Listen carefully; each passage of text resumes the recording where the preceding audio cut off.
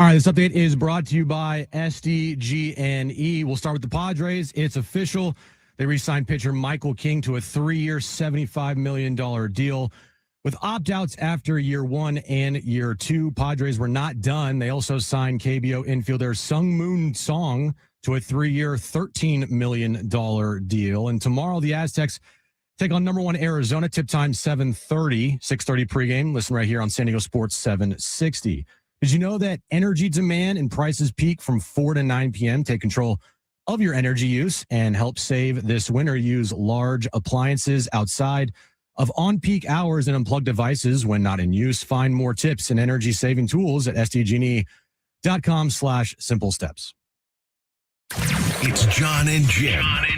Let's face it, in your particular field, you're the top minds. Your favorite pair. Interesting job you guys have. Very smart and very modern. They are Jon and Jim. That's all you need to know about me. Previously on Jon and Jim. Earlier this week, Jim didn't even show up at 2 p.m. I was here by by 05. I was here by 05, so that's why I'm saying we should probably wait till 05 just in case. Yeah, exactly.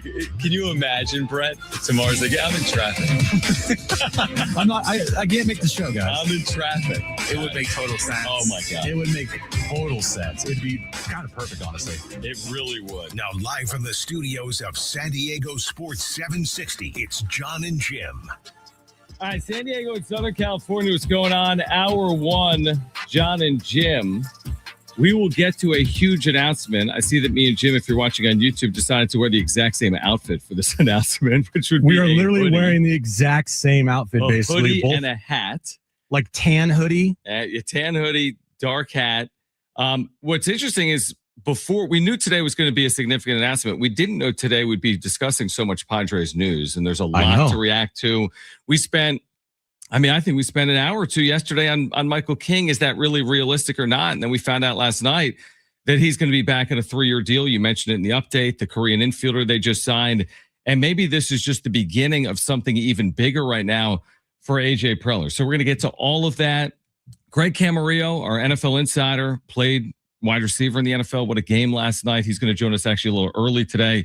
He'll join us at 2:30. We'll get into last night, what it means in the NFL and the NFC. But we shouldn't bury the lead. I know we said we wait a couple of minutes.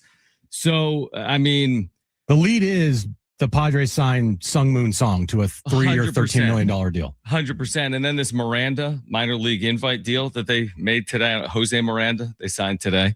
Oh, yeah. They just decided to make all these moves when we were going to announce something today. We called it, by the way. We did say that. We said we're going to say that, all right, we have an announcement tomorrow, and then all of a sudden the Padres are going to make a bunch of moves. And look what happened. Right. They made 3 moves that are pretty significant. Well, one is really significant. We'll see about the impact of the others. Michael King returning. I think if you would have asked me that the day Dylan C signed his $210 million deal, I would have said, no way is Michael King coming back. He's going to get paid. And honestly, I think it's a win-win, and we will get into it. Again, Michael King returning at least for 2026. He could be back for longer, but just from a 2026 perspective, I think it's a huge win, obviously, for the San Diego Padres. But I think you said 205, Jim. Yeah. I've got 204. So here's the deal. I'm going to give you the floor. It's more of your announcement. It's a collective announcement, but it's a collective announcement. Yes. It's a collective announcement. I'm giving you the floor. Take it where you want to go with it. And we'll discuss over the course of the rest of the show as well. Okay. So obviously the last couple of weeks, I've not been in San Diego. What? Shocker. If you've been watching us on YouTube or listening to us, we've mentioned the fact, just kind of sprinkle it here and there, that I've been, quote, on remote in Philadelphia. Well, it's because I live in Philadelphia now.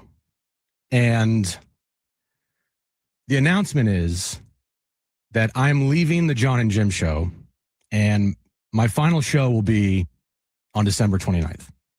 I'm off all next week, and we'll have one final show. Well, today's a show because we just started. Can we just end it? Can we just end it right now? Yeah. So that's the announcement that I will be leaving the Jon and Jim show, and my final show will be on December 29th. And now the next question is, like, why are you leaving the show? Like, what's the reason why Jim's leaving the show? Well, it's okay. Back in July, Aaron got pregnant. And that's been... You're good, dude. You're good. You know me. Yeah. So we got 4 hours. So, okay. We got time. I know. This is funny because Darren asked me, like, are you going to cry? And I'm like, dude, I'm fine. You know, I thought about it on the way in, and I'm like, it's not easy to do something like this. I would be crying, but I'm soft. Right. Okay. I'll try to get through it. So back in July, Aaron got pregnant and we were through the roof. And at that time, there was already thoughts about the future for myself and Aaron because we don't have any family in San Diego. Her family lives back east. My family lives up north. So we were basically doing this alone in San Diego. And if we were to have a child, we would have been doing it alone.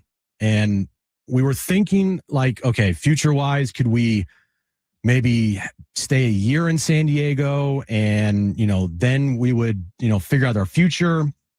Well, a couple months after we found out that Aaron was pregnant, she had a miscarriage. And that was brutal. And it kind of just like clicked that, we could not raise a family and raise a child in San Diego.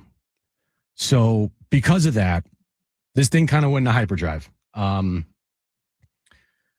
We decided that we were going to be closer to family. We decided to, figure out our next steps. And with that, we moved to Philadelphia. And it happened pretty quickly. So, looking back on it, this was a very tough decision for me and Aaron, especially because I love what I do. I love this show. I've been in San Diego for 15 years now, and it's become my home.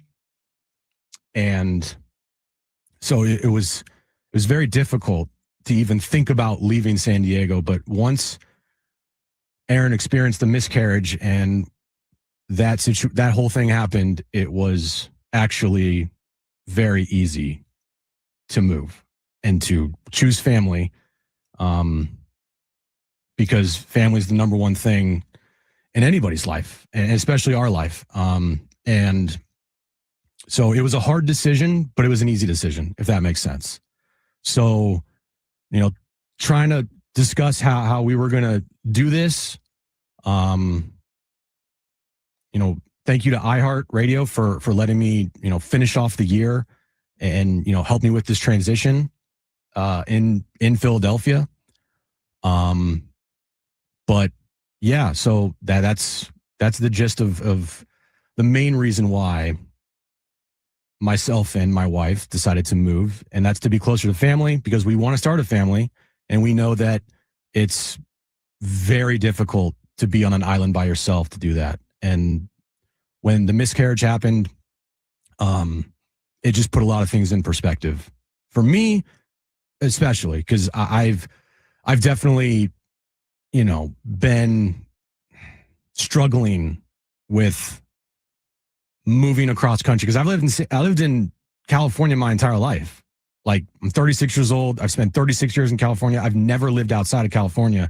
And to think about uprooting myself and moving across country, like, that was a difficult thing for me to get behind. But once everything happened, it was actually the easiest thing in the world to conceptualize and to do. So that is our announcement. It's more or less my announcement. John's not leaving. John is staying. To be clear, the show will go on. Correct. But the Jim name, unless we hire someone with the name James. That is true. Jim, then you can still have a Jon and Jim show. I'm not going anywhere. I fully support Jim, his decision, Aaron's decision. Of course, it's always about family and your home first. So I completely understand it. The funny thing about it, and by the way, yeah, I'm not going anywhere. I just signed a deal to remain here for probably too long. But what's interesting about Jim moved from San Diego to Philadelphia in his mid-30s. I did the exact same thing opposite. I moved from Philadelphia to San Diego in my mid-30s, and that's when we first crossed paths, which is probably pushing now 8 or 9 years ago. Of course, we've done the wrap-up show. The wrap-up show will remain, by the way. Now, in the exact same form, no, not necessarily, but we will continue doing the wrap-up show. You may have watched it actually last night when we initially discussed this Michael King news, but the wrap-up show will remain. Yeah. This is not the last you're seeing of Jim on YouTube or December 29th. We will continue discussing Padres baseball year-round on YouTube on the wrap-up show. This show will remain, at least with me, and not Jim. And, that's the nature of the business. I mean, this business, honestly, there's a lot of change in it. Look around. I mean, New York, maybe there's a show for 25 years or, San Francisco or Philadelphia. It's becoming more and more rare. Honestly, it just is. We did this for 4 years. We started January 10th, I think 2022. Yeah. So we did all of 22, 23, 24, and 25. We did 4 years. I would have preferred to do 14, but I'll take the 4 and do the wrap-up show. And, it's part of it. I moved in my mid-30s. It was a complete game change. I mean, it's earth-shattering moving across the country. It's a complete change of everything. So, and most people experience it at some point in their lives. So a lot of people, I think, can relate to it. Yeah, it was a weird thing to get to this point for me personally, because I always thought that I would be doing some type of sports talk radio or sports radio for as long as I possibly could. Obviously, the business is the business. We know that your name could be called at any moment because everyone's just a number, and it's cutthroat at times. It is a cutthroat business. It's not a cush job. Things change all the time, and I again, like John said, I would have loved to do this for the next 14 years. But, looking at where I'm at, and it's not just about me anymore. Like my wife, Erin, she's the most important person in my life. Other than me, you're like second, I think. But, going through what we went through, it was an eye-opener on what is the most important thing to me, and that was her and our family. So, the crazy thing is, I lived out my dream. I moved to San Diego specifically to do this. This is why I moved to San Diego, was to, host my own sports talk show. That's the reason why I moved to San Diego. And the fact that I accomplished all that, I'm leaving so content knowing that, I did it. And the way that the sports talk world is now, it's not just about radio anymore. John, we're still going to do the wrap-up show. It's just going to change. It's not going to be like it was before. It's not going to be after every game. It's going to evolve, and it's going to change like everything does in life. And so I'll still be connected, right? And we'll still have that connection to San Diego with me and John together. But yeah, I am perfectly content with this decision. It was difficult at first, but when life throws stuff at you, you got to adapt and realize understand what's important to you, and starting a family is the most important thing to me and Aaron right now, and moving closer to family to help us, to support us, because without support, it's very difficult. So that's kind of the gist why I moved and why me and Aaron are where we're at now. And, because of that, the Jon and Jim show will be ending on the 29th of December. Jon will still be here, but I will not. Show will remain, or I'll be here every day from 2 to 6. If someone wants to work with me, iHeartRadio.com/careers.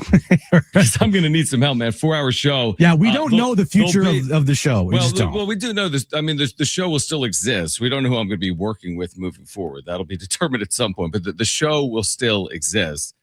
We will be here for you every afternoon. at 2 p.m. on San Diego Sports 760. And by we, I mean me and Brent. And Jim's final show is not today. It'll be a week from Monday, December 29th. This is his second to last show. You won't hear him next week, Christmas week. You will hear him on Monday, December 29th. So we'll continue to discuss this throughout the course of the next 4 hours. Of course, we're going to discuss the impact of Michael King returning, this massive news for the Padres for 2026 and beyond. So there's your huge announcement. We're going to take a moment and reset. We'll come back on the other side with more, plus reaction to Michael King's return to San Diego for 2026 and potentially beyond. Greg Camarillo on this weekend in the NFL and last night between the Seahawks and the Rams. So Jonas coming up at 2:30. This is Jon and Jim, San Diego Sports 760, live on the iHeartRadio app.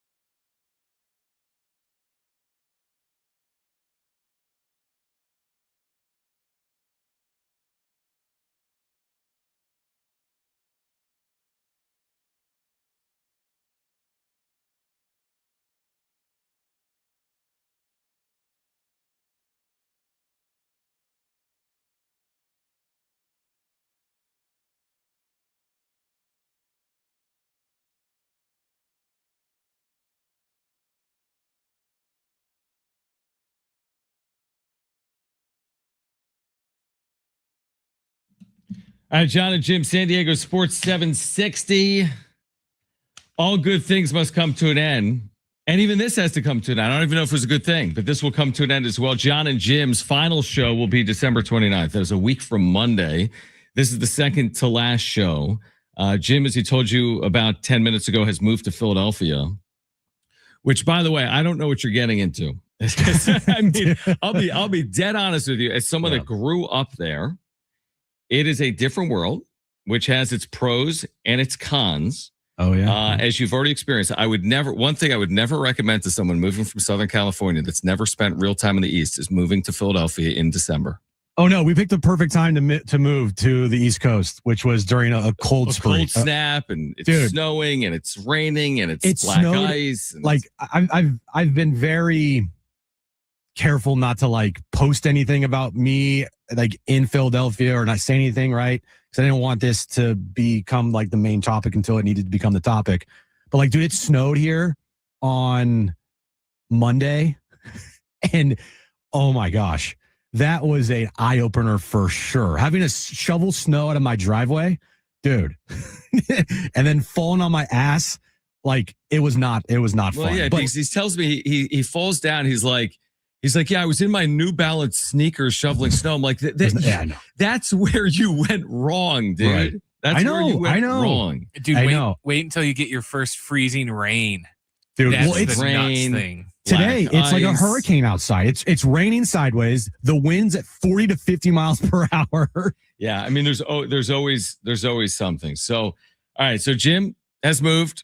Jon and Jim will cease December 29th. I will remain here moving forward. If I have it my way, hopefully for a long, long time. And like Jim said, radio is fickle. So hopefully you continue to support the channel and the show again moving forward. And of course, we'll be here with you throughout the holidays and in 2026 and beyond. Now, Greg Camaro is going to join us in just a few minutes, which means we don't have a ton of time to react to Michael King, but we do because we're going to be here until 6 p.m. But I think you and I were both surprised. I think most Padres fans were surprised and pleasantly surprised because Michael King is returning on a deal that probably works well for both King and the Padres organization. We don't know if it's beyond 2026, but even if it is only 2026, that answers some questions that the Padres had with the rotation we were talking about just 24 hours ago. We talked about it on the wrap-up show last night. The Michael King move tells me what direction they're going in this offseason. Into next year. They're going for it. They're looking to compete. That's kind of all I needed to know like what their thinking is, because up until yesterday, whenever Michael King signed, I think it was late last night. For me, it was not for you. For me, it was late last night. Yep. It was like, okay, they're in it. Like they are going for it again. I don't know how they're going to accomplish, signing other players to, fill out the rest of their roster, or are they just going to, keep the money of Michael King and Nick Pivetta and also have Joe Musgrove in your rotation? That's $60 million worth of money for your top three guys alone. Like, how are they going to do this? But what I do know is Michael King, significant signing, surprised me for sure. But hearing the chatter yesterday and kind of talking about it, it makes sense. And it didn't catch me fully off guard last night. Yeah, no, I mean, you spoke on it more positively yesterday than I did. I didn't see it as overly realistic. I think you were more measured with it, believe it or not. And it came to fruition just a few hours later. I will say this. I made an Aztec analogy last night in the wrap-up show. I'll make it again here quickly. That King on paper with Musgrove and Pivetta sounds really good. And we'll see about Pivetta. I'm just a little worried, can it translate on field? Because Musgrove coming off Tommy John and King coming off a year in which he threw just 73 innings. So I'm not expecting Michael King to throw 180 innings next year like he did in 2024. And I'm certainly not expecting Joe Musgrove to throw 180 innings next year like he did earlier in his career as a Padre. So I think it's a positive, but how much of a positive? What is the true impact of Michael King coming off really an injury-riddled year? He only made 15 starts and only pitched 73 innings. I don't know what's reasonable to expect from King in 2026. I don't know what's reasonable to expect either. I'm just gonna go that the injury he sustained last year was as fluky as it gets. And he said today at the presser he's fully healthy, ready to go. And when he was out there, he's been one of the best He's the top 10, top 15 pitcher in baseball the last 2 years when he's out there healthy. Is he not? Yeah. And he's also a game one starter for you in the postseason. And he's proven that he can pitch big games in October. So, like, we had all this discussion throughout the year and, didn't think that it would even be a possibility. But the question was, who would you rather have, Michael King or Dylan Cease? And we both chose Michael King fairly quickly. And the Padres, they got Michael King. Dylan Cease went elsewhere. And we'll see if the Blue Jays are making a good investment or not. And we'll see vice versa with the Padres with Michael King, if bringing back Michael King is a good investment or not either. No, by the way, too, Andre in the chat is like, so we need not to expect much from the Aztecs then. No, the point is that people expected Reese Dixon Waters and Magoon Guath to be at their peak or ceiling right away. And it's just not realistic when it comes to, performance. And Michael King, I don't know if he's going to be pitching like he pitched in the 2024 postseason to start 2026. Hopefully he'll get there. I just don't know if that's how he's going to start 2026. We'll switch gears. Greg Camarillo, reaction to last night, what a game it was, what it means for the NFC. Seahawks and Rams on Thursday Night Football, the game of the year. Greg Camarillo, football night in San Diego, joins us on the other side. Much more on the Padres' moves over the last 24 hours. Continue to react to the show news as well. This is Jon and Jim, San Diego Sports 760 and live on the iHeartRadio app.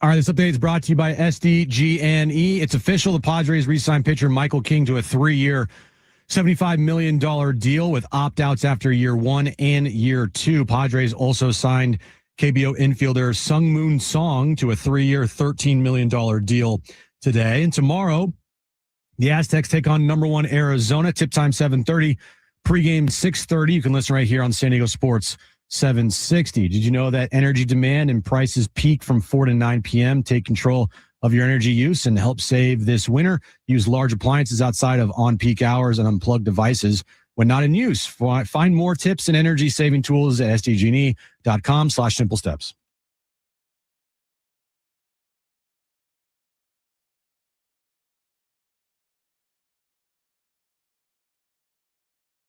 All right, a lot to get to today. We'll get back to the Padres and our big show announcement as well. But always great to connect with Greg Camarillo, former NFL wide receiver, Football Night in San Diego on NBC7 with Darnay Tripp and Rich Ornberger. And what a way to kick off the weekend with the Seahawks over the Rams in overtime, 38-37. Greg, first of all, thanks for hopping on. Who's the big winner here? Is it the Seahawks or could it be the San Francisco 49ers? It's the Niners for sure. It's that's what they needed to crack the door open. If the Rams had won, then the Rams were likely going to just continue their way through first place, get the division, get the bye, and now it's up to 3 different teams. And while that the first place could be taken by 3 teams in the same division with the Seahawks, the Rams, and the Niners, but this late in the season, you're looking for ways to motivate, ways to find hope, and that's it for the Niners right there. They got their shot to be super motivated for these last 3 games. They're going to be a playoff team. They have a chance to make a run, but the Seahawks cracked the door open for them to try to get that first spot. Do you still think that the Rams are the best team in the NFC, or would you say Seattle's now, in your opinion, the best team in the NFC? It's hard after the Seahawks beat the Rams to sit here and tell you that the Rams are still the better team, but I think the Rams are the better team. And a lot of that just has to do with the scenario of which they won. Now, they've had 2 really close games, and there's not a huge margin of difference as far as who's better. But I feel if Davante Adams is healthy, the Rams win that game. Or if Sam Darnold just happens to throw a 2-point conversion 6 inches more forward than lateral, then the Rams are the better team. And so, it's super close games and not a huge difference. I would be concerned about Sam Darnold's interceptions. Now, he's playing amazing football. He's making some amazing plays, but he is a gunslinger and he will throw some picks, and that could cost you, because in the playoffs, when it counts, your errors are magnified. And Sam Darnold has made some big errors and some big interceptions. So I still think that the Rams are the better team, and I would be concerned if I was any team playing them in the playoffs.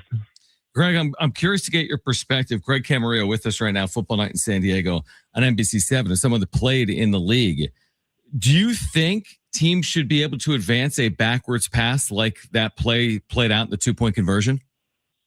I mean, wow, what an amazing play, first of all. And coaches always preach, play through the whistle. Even in practice, if there's a clear ball that was like a incomplete forward pass, the defense flies up there and grabs it. Offense rushes over to grab it. It is drilled into you. Keep going, go grab the ball. And that is exactly the reason why. 99 out of 100 times, that's an incomplete pass, plays dead, doesn't matter. But for that one time, and this one time to be potential first place, for this one time to be a bye, that's what makes football so fun, is these tiny little plays can mean so much for the entire season. But no, I don't think we need to change the rules. It's not going to come up again. Sean McVay, in his way of saying, you can't criticize the refs because you get fined and it looks bad. So he just said, I've never seen that before, and I grew up around football. And I agree. I've never seen that before. And I don't think we're ever going to see that again. But it was a fun play. Is Matthew Stafford, even though they lost last night, he played a pretty good game without Davante Adams. Is he still, in your opinion, the front runner for the MVP award? Yes, he is. And I think Josh Allen is running his way into second place. The way Matt Stafford isn't playing incredible football. He is proving to be one of the, or if not the best quarterback right now in the playoff hunt. That's because Patrick Mahomes hasn't had a good year and is out of the playoff hunt and is injured. The way that they find Puka Nacua and find a way to get him the ball. So now with Devontae Adams down, you are going to pay all of your attention to Puka Nacua. Yet he gets open and they deliver him the ball. And that's part offensive genius of Sean McVay, moving Nacua around in the formation, moving him around with motions. Part Nacua being amazing in just his receiving skills, fighting through double teams, fighting through press coverage. And a lot of it is just Matt Stafford finding a way to get him the ball, to look off a safety, to squeak it by a second defender that's coming to take something away. Matt Stafford is playing outstanding football, and Puka Nacua is helping him out with the way he's playing receiver too. Greg Camarillo with us right now. Football Night in San Diego on NBC7, the former NFL wide receiver. We asked you last week about the return of Phillip Rivers. What did you think, and what do you expect this Monday night with the full week of preparation for San Francisco? Yeah, I just had fun with it. It was fun to see an old guy out there playing football. I was nervous for him. I was worried that he was going to get hurt because if I was out there, I would break. Let somebody hit me and my body's just going to crumble. But it was fun to watch and to see just football instincts. The guy, he threw a touchdown pass on a drive route, which is a shallow crossing route. That is like the first play installed in training camp every year, and he has probably thrown that pass 20,000 times. And so it was great to just see football instincts. Now, Phillip could probably do that 10 years from now on that same exact play because he's done it at a high level for so many times. I was looking at their playoff chances. I think it's like 12%. It'll be interesting to see if they stick with him. They have the Niners probably not going to win. And if they lose and they're out of the playoffs, do they stick with him or do they try to see what their youngsters have? But it's just a cool story to see old man Rivers out there excited like he's 22 years old again and having a blast playing the sport he loves. So when you look at the AFC now, I mean, the Chiefs are done. The Mahomes thing, that's just brutal going forward for the Chiefs into next year. It's essentially wide open now. First time in forever that Mahomes is not going to be in the playoffs. So with that being said, the easy answer is out the window with Mahomes. Who is your front runner right now in the AFC with it being kind of wide open with no Mahomes in there? Yeah, I look at Josh Allen, who's always played second fiddle to Mahomes in the playoffs, and the Bills. And then they've been inconsistent all year. And then they go to New England and they're down 21. And I'm like, oh man, there's that inconsistency again. And then they find a way to come back and win. And it's really Josh Allen doing that. This is what made him an MVP last year, what has gotten him through several playoff games and close to finally winning an AFC championship. So I think the door is open now for someone else. And that might be Josh Allen. I was listening to some sports radio this morning and learned that Josh Allen and Lamar Jackson have never lost a game that they've started past week 15. And so it's Josh Allen time. It was Lamar time, even though I'm more concerned about him and his team. But this is the time when it really matters. And to me, it's the most fun time of the year for football because it's QB head first season. It's no longer stepping out of bounds. It's no longer let me slide and be safe. The season's on the line. The game's on the line. QBs are going to take off, and they're going to go head first to get a touchdown, to get a first down. And Josh Allen is the best at that. He's a gigantic human being, and he is going to run full steam ahead and carry his team with him. Greg, some massive games this weekend in addition to what we saw last night, Packers, Bears, Patriots, Ravens, as we're discussing, obviously Niners, Colts, we talked about as well. But that Saturday game, what are your expectations? Chicago and Green Bay coming up on Saturday night. Everything has changed for Green Bay since Micah Parsons got hurt. And just to paint a picture as to why, I mean, one, he's a game wrecker on defense. So, when you game plan for someone like that, literally every single play starts with, where is Micah Parsons? The protection depends on that. The run blocking scheme depends on that. You would come up to the line of scrimmage, figure out where he's lined up, and adjust your play based on that. Now they don't have to do that. Green Bay's best defensive player is gone. They traded away another D lineman to get Micah Parsons, so that guy's gone. That imminent threat is no longer there, and that is a huge advantage for Caleb Williams, especially because they have a very strong run game. They're great at the run, and they're great at play action. Caleb Williams does a great job of rolling out of the pocket to throw the ball, both to the right side and the left side, the left side being super hard with a right-handed quarterback. And so that's a huge issue for the Packers. But they're finally clicking. You know, they've finally got that offense rolling. There's finally some big plays going. But, you know, missing Micah Parsons is huge, and it gives the advantage to the Bears.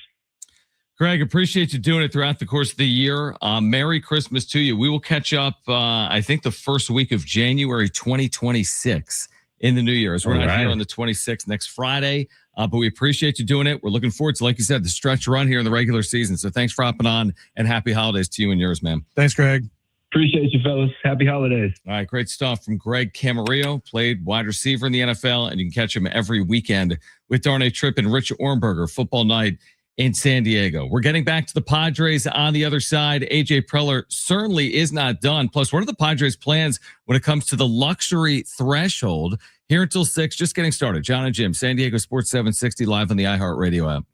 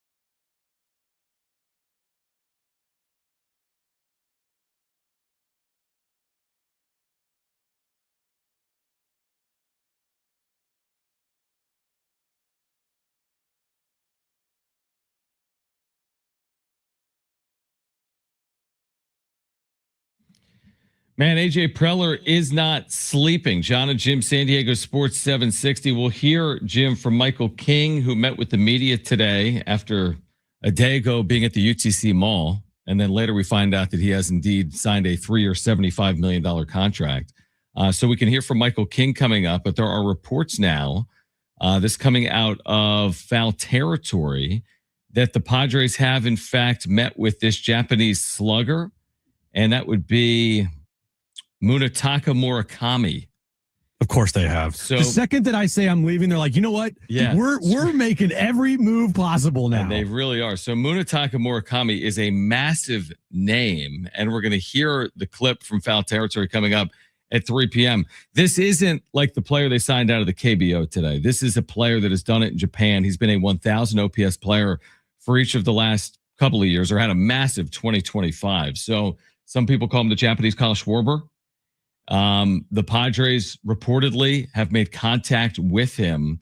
This would be much bigger than the move they made for that KBO infielder within the last 24 hours. I'm not saying it's the Michael King deal, but this was one of the big free agents of the offseason. And AJ Preller is just on, he's just on one of those whatevers right now. He's just riding this thing out. Let's see what happens over the next, because his posting period is about to end. Murakami's posting period is ending in the next couple of days here in December.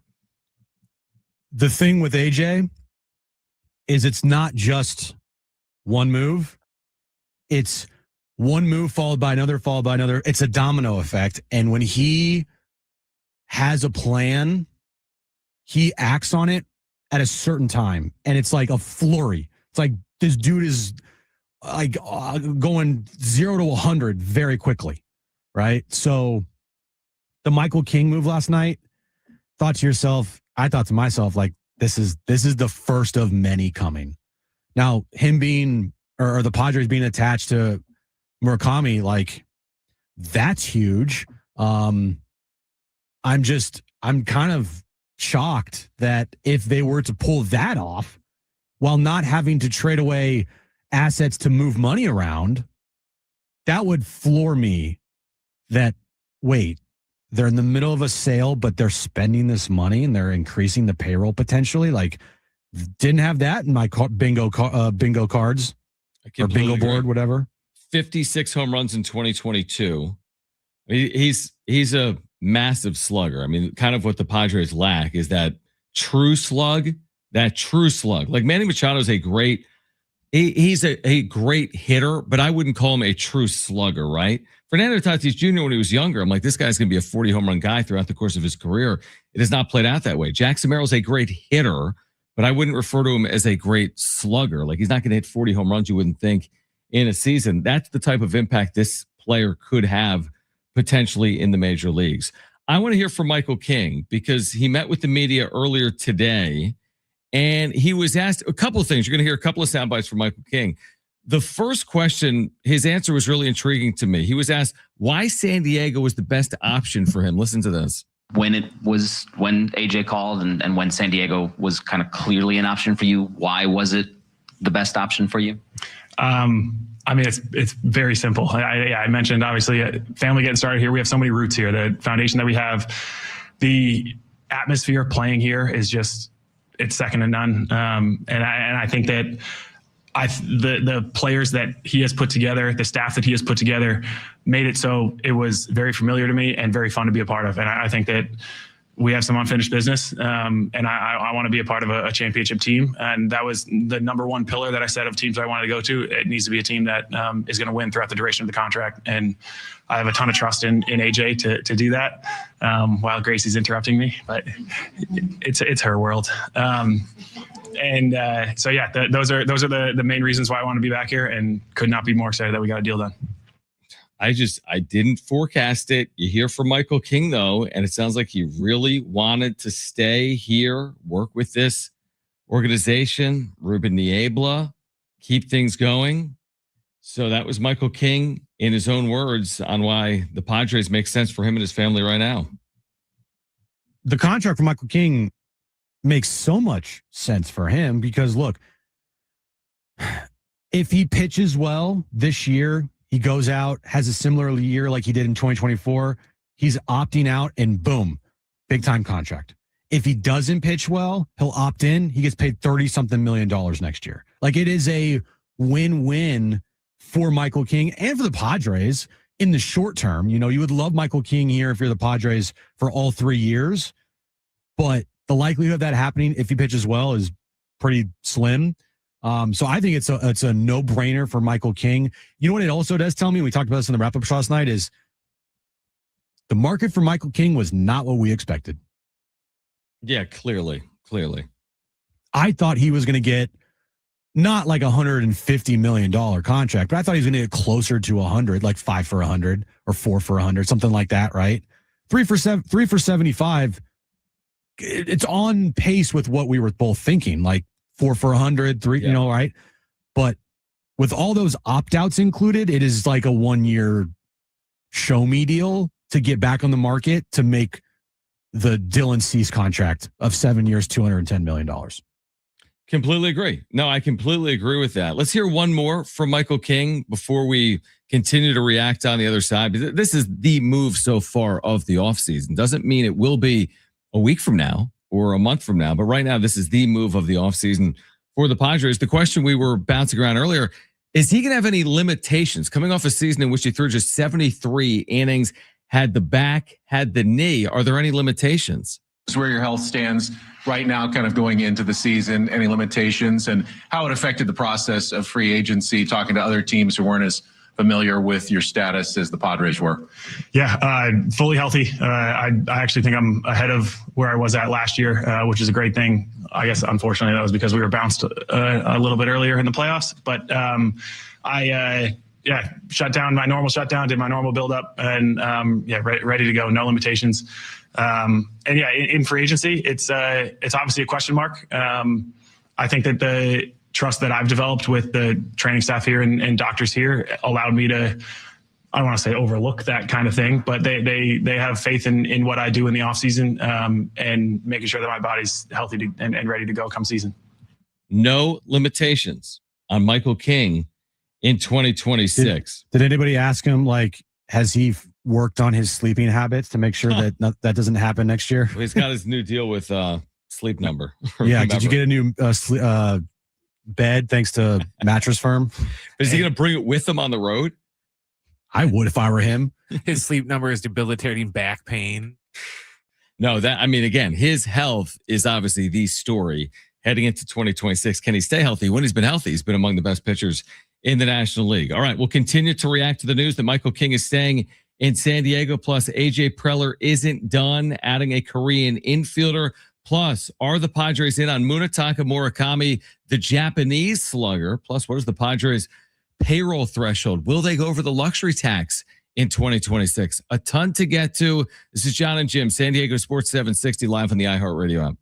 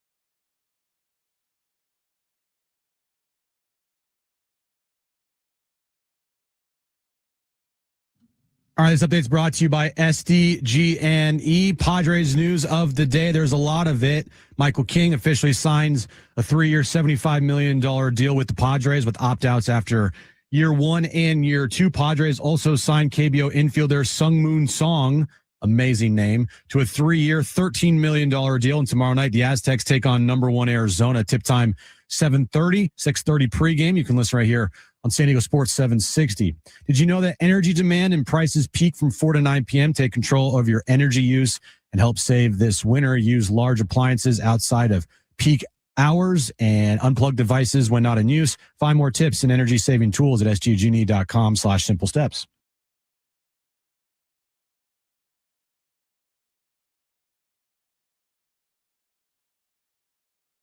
It's Jon and Jim. Let's face it, in your particular field, you're the top minds. Your favorite pair. Interesting job you guys Very have. smart and very modern. They are Jon and Jim. That's all you need to know about me. Previously on Jon and Jim. Earlier this week, Jim didn't even show up at 2 p.m. I was That's here what we're by, doing at 05. I was here by 05, so that's why I'm saying we should probably wait till 05 just in case. Yeah, exactly. Like, can you imagine, Brett? Tomorrow's like, I'm in traffic. I can't make the show, guys. I'm in traffic. It would make total sense. Oh my God. It would make total sense. It'd be kind of perfect, honestly. It really would. Now live from the studios of San Diego Sports 760, it's Jon and Jim. All right, San Diego and Southern California, what's going on? This is hour 2 of the second to last Jon and Jim show ever. You heard me right. If you missed the first hour of the show, Jim Russell is bailing. Let me give my version. So Jim has given his version of the events. Okay. You know what I was going to say? I was going to say I'm leaving the show because I can't stand John Schaefer anymore. Which wouldn't be entirely a lie. So here's my version of events. What do you got? Jim's leaving the show. That's basically my version. That's all you got? Here's it. Jim's bailing. Listen, we've had a good ride. We actually started the show before the show because of the wrap-up show. So the initiation of Jon and Jim, or like the initial Jon and Jim on air, was COVID. I mean, right in the heart of the pandemic, summer 2020.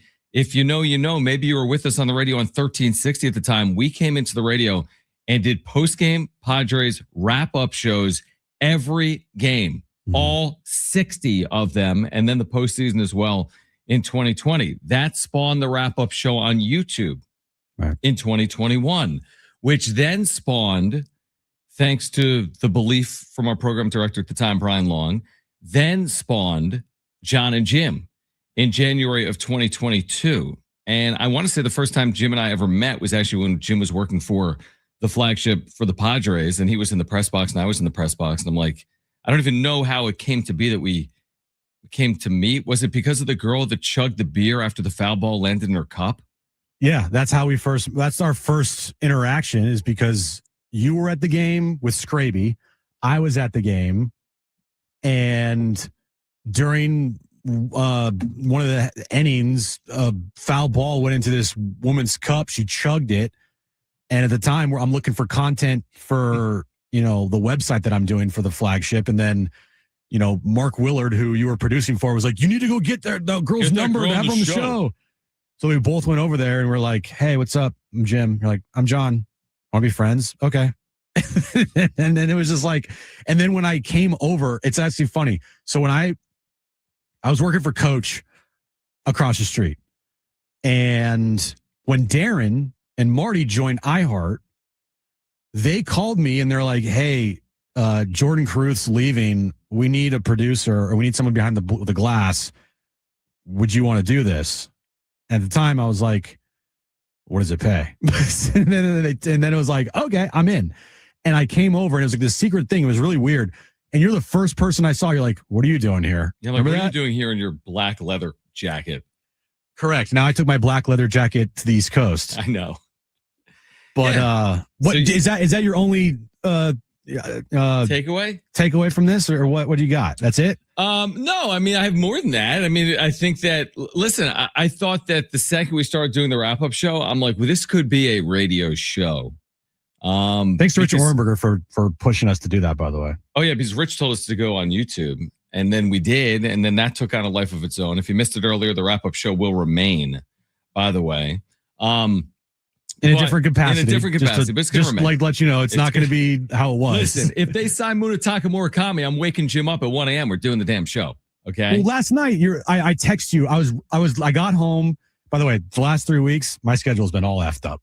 But I get home at like 10 p.m. and I'm about to go upstairs. Me and Aaron are about to watch a television show. We're about to watch the finale of It because we haven't been able to watch it yet. What were you watching? Flyers postgame? Nah, funny. I'm actually going to apply for that job because their radio guy just got suspended. I'm just kidding. But we were going to watch It. You don't know what that is? No. And I look at my phone and like it's like 50 seconds Jeff Passan tweeted ago. I'm like, oh boy. Padres text Michael King. I walk upstairs. I'm like, hey, I got to do a wrap. I'm like, we got to do a wrap up show. And it was just like, I was up to like 3 a.m. last night. I know. But the point is the wrap up show in a capacity is going to remain. But I remember when I first started working with Jim on the radio in the summer of 2020. And by the way, we were doing fill-in shows before that. We were doing maybe Loose Cannons at the time or filling in on Darren's show at the time in like 2019 or 2020. But I knew we could do a show because of our combined love for baseball, truthfully. Like it's as simple as that. Now we're sports guys. I mean, I love all sports and Jim has different interests and I have different interests, but we share a love for baseball. And there's just something that like when you pair two baseball people together, and I'm talking about actual baseball people that understand the intricacies of the sport, it just clicks. It just works because there's some people that can talk baseball, but they don't know baseball. And you don't really, it's hard for me to describe it. But we have that similar interest. And I think we have that similar knowledge / expertise. And it just kind of worked. Like I came at it from one angle. You came at it more from like the fandom angle, a little bit of a yin and a yang, but we both had that like admiration and like experience with baseball. And that's why for me, it worked. Yeah. And those years we did the COVID show, because we wanted the alternative. And by the way, this isn't our farewell show. So we can like talk obviously more about this. Like the farewell show, everything's on, like just throw it all out there. But like doing the alternative during COVID, because we wanted to create an alternative that was like real, that wasn't sugar coated, that wasn't, behind hey, we're doing this, we're the flagship of the pod. Like no, we want the pitch of the game. Who cares? We just wanted to talk about the game. Right. Yeah. So we just turned that into, and obviously our show, Jon and Jim, doesn't even happen without COVID, by the way. For like everything that happened during COVID to then the Jon and Jim show being born, like it's crazy. COVID was a weird, awful time, but without it, this doesn't happen. Correct. If that makes sense. Yeah, no, it completely makes sense. So Jim's moving on. I'm staying here. Jon and Jim will cease to exist come December 29th. Jon will still be in this chair come 2026 and beyond. And I see some people in the chat. I didn't get fired, guys. Dude's trolling. I know. Yeah. This is my decision. This has been my decision. In this business, rarely do you get this decision to leave on your own. And I'm very grateful that that's the case here. Fired. Yeah. I mean, because easily, like, look, me and you, we know this business. Like, you can do a show and then they call you in and you're done. And you don't get a chance to say goodbye to the amazing listeners that help build this show. And don't worry, I will say goodbye throughout the next couple of weeks. And obviously on the 29th and how much everybody has meant to me and San Diego. I mean, geez, dude, I consider San Diego my home now. Like, even though I don't live there anymore, that's my home. I want to I consider Philadelphia your home. Well, you get my point, Jon. You're like, where'd you go? Where'd you go? It's my home, San Diego. Lived there for 15 years. Love the place. It's literally amazing. Brought me my wife. I guess it brought me you and Brent and whatnot. But other than that, brought you your officiant for your wedding. You did. You married us. I did. But yeah, it's I'm a mess today, by the way. You really are a mess. I'm an absolute mess. You're typically a mess, though. I didn't think that I would be this way. I really didn't. Like driving in today, I was thinking about it because I've been putting it off, right? In my mind, I've been just kind of like putting it off. And then I get in and I'm like, oh no, I'm going to be emotional. That's going to be a problem. I didn't think that I would be this much of a wreck today.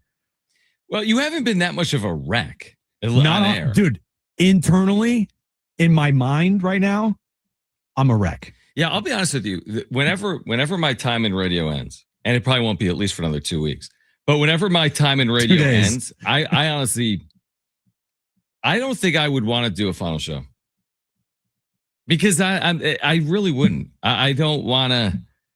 Yeah, I don't want to be a wreck. I'd rather just depart. Then put out there and I'll do the respect my decision. I'm transferring from Kentucky to Louisville. You know what I mean? Like the too long didn't read. Yeah, exactly. Like I it's a lot, and I get it. Like the emotions of it, and I'm the same way in terms of I start talking about something that's real or emotional, and I get emotional talking about something like that. Now this is easier for me because I'm not going anywhere, but I see how emotional it is for you and how emotional it will be. I mean, you pick up and change. I mean, you pick up and move across the country. It's not just changing jobs. It's not like you're going from 760 and you're going to work for, a marketing firm that does sports in San Diego. Like you picked up and left San Diego for another part of the country. Plus you're switching careers. So there's a lot in it. And this is not going to be like a stay tuned for my next adventure. Like not doing it. I already have from radio. At this moment in time, I do not have any plans to do anything in sports talk radio. Obviously those things could change, but this moment, no. Wrap-up show still remains, but like different capacity. And yeah, I think what makes it emotional for me today is not that I'm like, well, yeah, it's emotional saying like, hey, this is I'm leaving the show, but like the reasons why I'm leaving the show, like really. Yeah, hit. people do, and it's so funny to your point, because what we do, it's not really about us. When we turn on the mics, we talk about sports. It's for our listeners who have more complex and similarly complex lives to ours, but people don't understand, like in any walk of life, they don't really know what people are dealing with. That's not a story that you shared with the public, what you and Aaron. We come on the air and we pretend like everything is great and we're putting on the show for our listeners. That's our job. I'm not asking for anything beyond that. People don't understand sometimes, just like everyone else. We're real people. We have families, we have lives, we put food on table. We get paid every 2 weeks. We need health insurance too. So, I mean, there's dynamics at play for everyone. Other people have families going through things. We have situations that play out in our own lives, and we turn on the mics and we do the show to the best of our ability. But that is challenging at times where you just turn on the mic and nobody has any idea what you're going through day in and day out. And this is something that, again, for you, as you discussed earlier, is something that's been playing out not for a day or two, but really honestly for a few months right now. Yeah, I've kind of dropped some little hints here and there about this year for me and Aaron. Like, dude, it's been wild, and your year's been wild too. But like both of us, right? So, I wanted to be transparent with the listeners because a lot of times people are like, "Why are you leaving? Like, what's going on? What's happening?" And for me, I've been that with people that I've listened to on the radio, and it's like it kind of bugs me a little bit because I want to know, like, I want to know why, right? So I can understand the reasons. And I just wanted to be as transparent as possible. It's weird, but like I'm already getting a bunch of messages, and I'll get to all you, back to you. But like, it's I just wanted to be transparent with the listeners because the listeners are the reason why we do this show and make this show what it is and has helped us become. I think personally, this is just me personally. I think our show is the best, sports afternoon talk show in this city. I think we're the best afternoon sports talk show. I just do. It's because of the listeners. And so I just wanted to be transparent with them because a lot of times listeners are left in the dark and they shouldn't be. Yeah, no, that's well said. That really is well said. All right, we're going to react to the Padres news today as well. Michael King is back for at least 2026. It could be as many as 3 years. Plus, they've signed a Korean infielder. They might be in on a Japanese slugger. So AJ Preller has been busy over the last 24 hours. Can the Padres do this and stay under that luxury tax number? Do they need to stay under that luxury tax number? We're here until 6 p.m. This is Jon and Jim, San Diego Sports 760, live on the iHeartRadio app.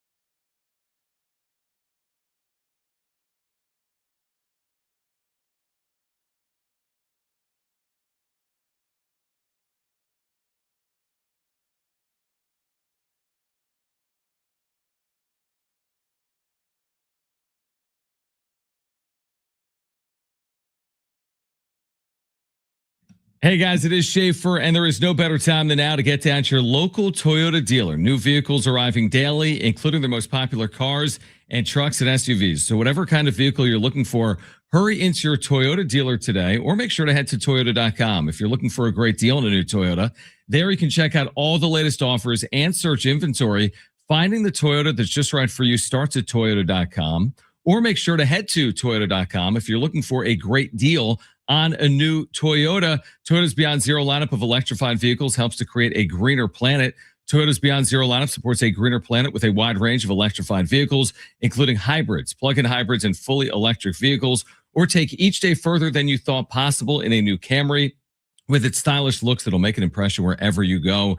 See your Toyota dealer today and discover what makes Camry legendary. There's no better time than now to get your local Toyota dealer. Get your local Toyota dealer today or Toyota.com. That's Toyota.com. Your Toyota dealers, we make it easy.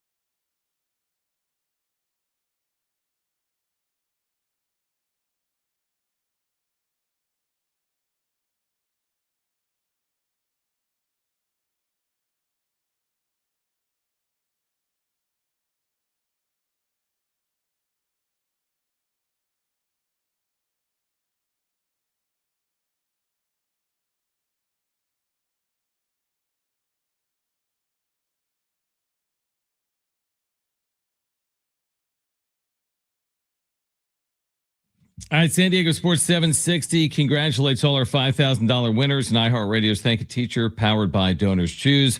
There's still time for you to nominate a public school teacher making a difference. Maybe they'll be one of our next winners of $5,000 to make over their classroom. Help us say thank you to the educators shaping our future.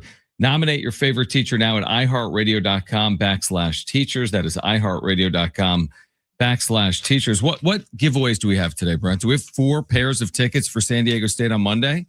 Wow. We actually have a giveaway to be the next co-host for the John Schaefer. That's what we have. Listen, if you want to work with me, text me or apply online. Go to iHeartRadio.com/careers. Instead of caller 10, you just have to be able to count to 10. Yeah, exactly. Yeah, just do no something I geography. can't. Just no geography. It's very low standard. Okay, hold on. Very low. Hold on real quick. We have 4 pairs of tickets to see San Diego State on Monday at home at Viejas against Whittier, which means we're going to give away not 1, but 2 pairs this hour, including one in 5 minutes. You have 5 minutes. We'll tell you when to call for a pair of tickets to Monday's Aztecs men's basketball game against Whittier. Later, we'll give away a 4-pack of tickets to the San Diego Auto Show. Oh, by the way, I'll be off for Phoenix first thing in the morning because San Diego State is playing the number 1 team in America tomorrow, the University of Arizona.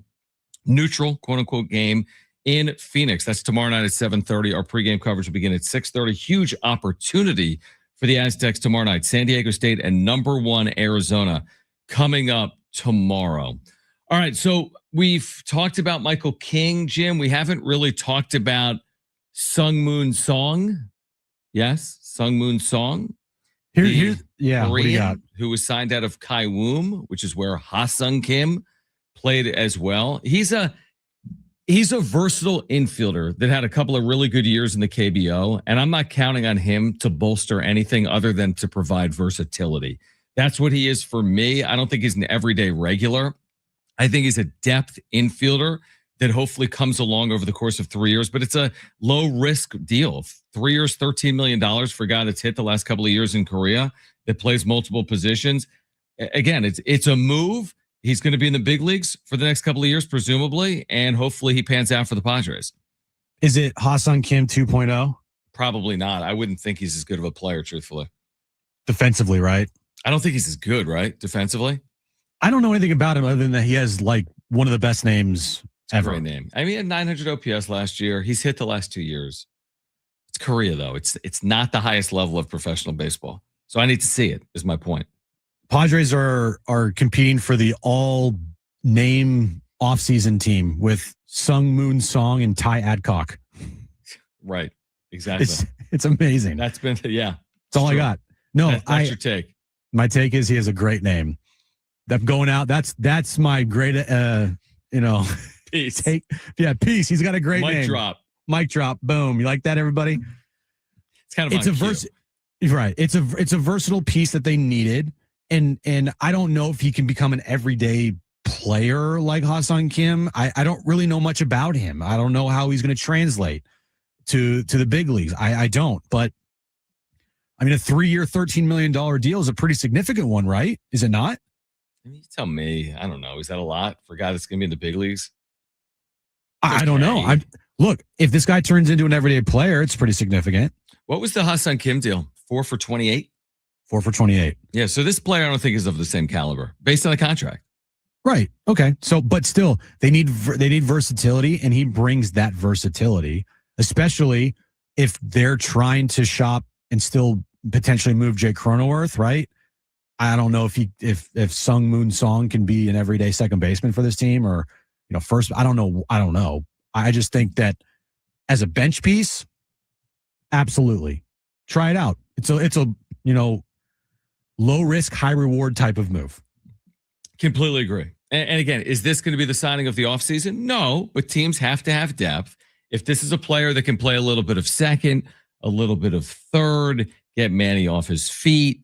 This guy played every day at third in the KBO, but I think plays some second as well. I think he's a versatile infielder with a bat that's played well the last couple of years, but he's going to have a lot to learn, obviously, coming over from the KBO to the major league. So that's the move. And then there's Murakami. Then there's Munetaka Murakami. And why don't we play that on the other side from Foul Territory? What was said today on Foul Territory. This was not from Ken Rosenthal, but it was from someone that covers Major League Baseball for a living, a member of the, whatever it is, Baseball Writers of Association, Baseball Writer of America Association, whatever that is. You'll hear what he has to say about Munetaka Murakami coming up on the other side. But call right now if you want a pair of tickets to see the Aztecs take on Whittier on Monday at 1 p.m. at Viejas Arena. 877-767-4760. Caller 5, you are going. We have 2 free tickets to see the Aztecs take on Whittier Monday afternoon at 1 p.m. San Diego State men's basketball against Division III Whittier, Monday afternoon at 1 p.m. Caller 5, you are going. Call right now, 877-767-4760. Japanese slugger Munetaka Murakami. Could the Padres actually add him this offseason? You'll hear the latest on the other side. This is Jon and Jim, San Diego Sports 760 and live on the iHeartRadio app.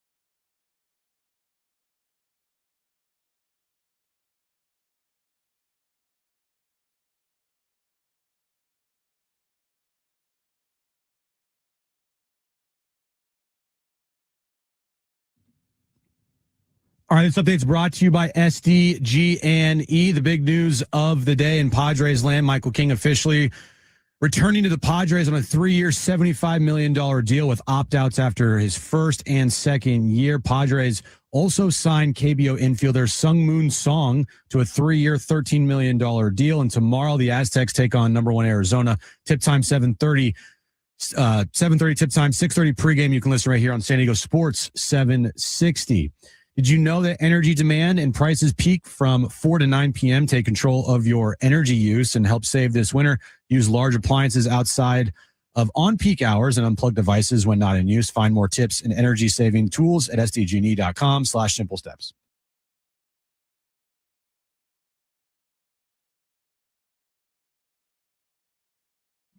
All right, Jon and Jim, San Diego Sports 760. If you missed Greg Camarillo, our NFL insider, played wide receiver in the NFL. He's on Football Night in San Diego with Darnay Tripp, who might get elevated from friend of the show to like on the show.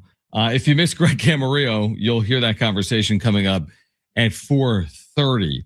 All right, Munetaka Murakami rolls off the tongue. I love saying that name. Munetaka Murakami. It doesn't roll off the tongue for me. I would love to pair him with this new Korean infielder. Sung-Moon Song. Thank you for saying it. Yes, Sun-Moon Song. So Munetaka Murakami, it appeared as if the Padres were not going to be a bidder for Murakami because of what he was going to earn, right? And the Padres are up against it, is what we've been told. But now they've again signed Michael King. What does that mean now that they've added King? Do they need to shed some type of payroll? This was earlier today on the market for Murakami on foul territory.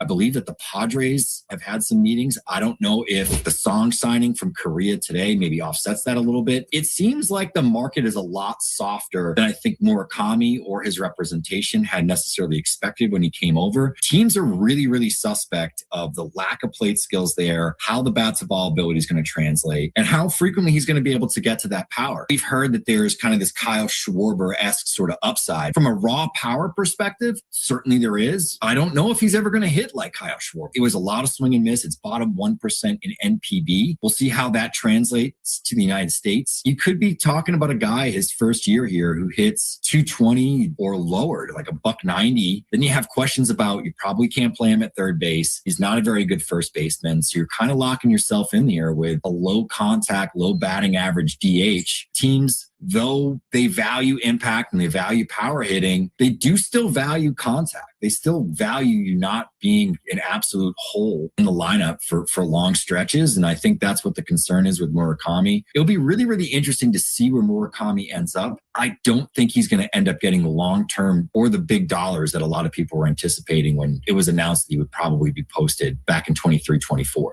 Oh, so does he suck or not? Like he bottom 1% in contact in the Nippon Professional Baseball League. Bottom 1%. But he hits a million home runs. That's what the Padres need. Yeah, but do they? It's like baseball has really turned away from that type of hitter, haven't they? The guy that runs into a ball in every blue moon and hits 160. Well, yeah. The Ryan Shimps of the world are not, a sustainable thing in Major League Baseball today, right? The Adam Dunns of the world, right? Right. But, hey, man, if the dude hit 45 bombs next year and hit 215. Oh, my gosh. I'd give him like a lifetime deal if he did that. Yeah. Dude, where did the Padres sign up for that, right? 45 home runs here is a massive number. How many players have ever done that here? Besides exactly. Yeah, exactly. It's happened 3 times. Well, Toddy didn't hit 45. That's what I'm saying. I mean, you have to go back to the old place. Nobody's done it in Petco ever. You got Vaughn, Caminetti, and that's it. Right. So that's not a big list. Or was it just Caminetti? I forget. I thought Vaughn had a 50 home run year, didn't he? Yeah. Caminetti also had a big year too, but was it 50? I don't think it would. Well, it was certainly in the 40s. So anyway. Yeah, the point is if you can listen, a short-term, less dollars than expected deal, short-term, less dollars than expected. What is one thing the Padres have sorely lacked in the universal DH era?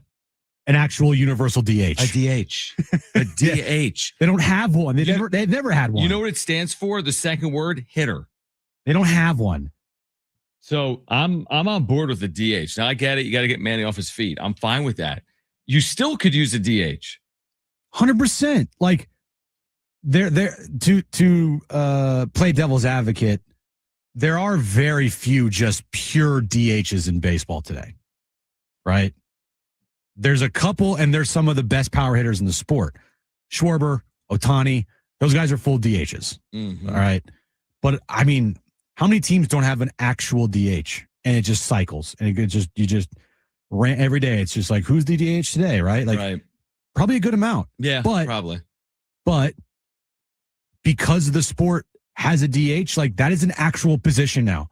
And so at some point, treat it as such. Don't treat it as like a way to get guys off their feet. It's like, oh, that's a off your feet position. Like, no, that's an actual position in your lineup. They just don't play in the field. And that position historically is for power hitters. So go out and get a power hitter. And if Murakami is that power hitter and he hits 215 next year, but he hits 37 home runs, that to me is a win. And it should be considered a win if you're the Padres as well. Yeah, I mean, this guy, for all the, he swings and misses a lot, his on-base percentage last year was .392. So, okay, if you swing and miss a lot, but you walk a lot, that's a nice equalizer for the strikeouts. And by the way, I mean, in baseball, yeah, there's a lot of guys that hit for power that have high strikeout numbers. Surprise. So we always talk about this sport being the 3 true outcome sport right now. I don't know if it's going to remain that way moving forward, but here's the issue. If you're the Padres, you're not taking a flyer on a player like this. It's going to cost you way more than a flyer. This isn't some minor deal. Are you willing to commit the resources that would be necessary, even if the dollars are lessened, even if the years are shortened?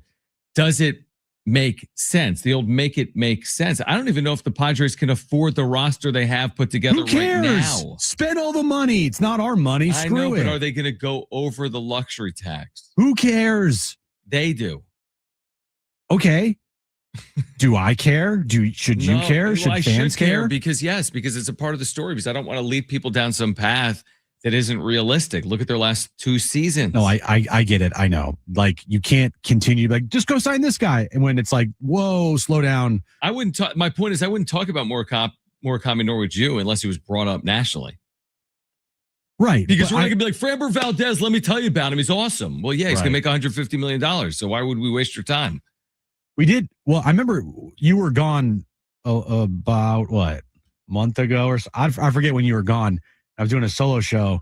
I spent like 3 hours on Murakami. I was like, he's the next guy. Murakami's the next guy, right? Remember that, Brent? I was like, that is the guy we're going to be talking about every single day in the offseason. And all I need, I said this too, I remember. I said, all I need is one rumor about the Padres being connected to Murakami. And then the entire offseason, we're talking about him. Right. Now, again, I won't be able to do that because I won't be on the show after the 29th of December. But you can talk about him, John, for the next 2 months before spring training. I mean, the thing with Sasaki is they were linked to him and he wasn't an actual free agent in the fact that he could only make so much money, right? He wasn't like Yamamoto, who got $300 million. Because of the age of Sasaki, he was getting a smaller deal. Murakami, because of his age, can actually get a larger deal. And that's why I haven't really put the 2 and 2 together by and large, because I'm like, the Padres have spent no money until yesterday. Now, yesterday, they write the check for $22 million to Michael King for the 2026 season. And then I think it's $28 million for 2027 if he stays. And then it's $30 million or whatever it is for 2028. I'm just wondering, is that their big spend, or is it the start of their spending and they're going to double down? But I don't know, man. It's impossible to know with AJ Preller. And to be fair to this ownership group, even though I think they'll ultimately sell the team, it's not like since they've been in charge, they've just cut salary and cut salary. I mean, look at Pivetta, look at Merrill, look at this King deal. So they're remaining viable. The Padres are in terms of spending. Hopefully that continues moving forward, whether it's under John Seidler or the next ownership group. Right. I think, keeping Michael King, spending some money here, like, it's a good sign, right? It's a good sign. It's just, if you're a Padres fan, you hope that that doesn't change. And like, if they do sell the team, that the new owner will do the same thing. They'll continue to let AJ cook and they'll let AJ spend. And it might take AJ a while to do things, and he might be, out of his mind, wacko crazy when it comes to moves. But hopefully in the future they won't have to sign players to 3-year, $75 million deals with opt-outs every single year. Yeah, I mean, they are. Listen, these deals are wonky and wild and crazy. The word we use for it in baseball is creative, or with Preller, but they're almost never before seen other than in San Diego. The Robert Suarez deal, the Nick Pivetta deal, where he got like $1 million last year. And now even this Michael King deal, where his true salary is like nothing this upcoming year because he's getting a signing bonus and then he's getting a buyout number if he leaves after 2026. But I would say this, whatever it takes, I don't care about the terms. I do care that the player is returning. And Michael King, if nothing else, will be back in 2026. We'll continue talking about the Padres offseason coming up on the other side, the wrap at 4 p.m. If you missed Greg Camarillo, the former NFL wide receiver, our insider, you'll hear a conversation coming up at 4:30. We are here until 6. We have Aztec basketball tickets for Monday to give away all day long, including coming up next. We have another pair of tickets for Monday's game, San Diego State men's basketball against Division III Whittier at Viejas Arena on Monday afternoon. We'll give away a pair of tickets coming up next. Jon and Jim, San Diego Sports 760, live on the iHeartRadio app.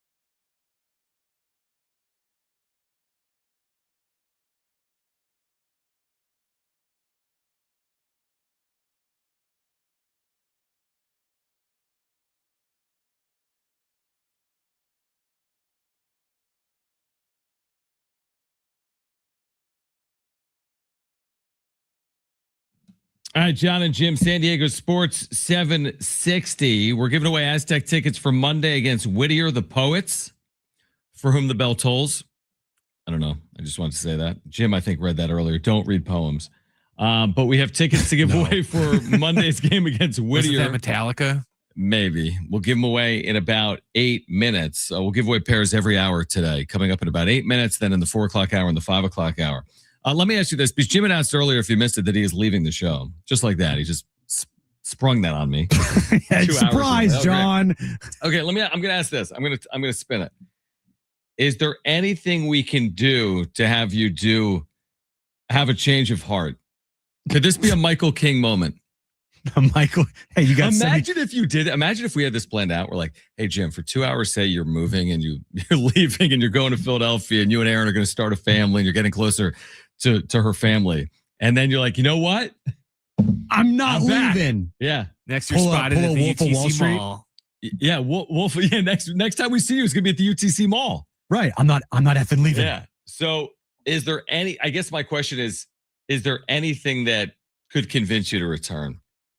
You got 75 million? I don't, but I know someone that does. And his name rhymes with Michael King.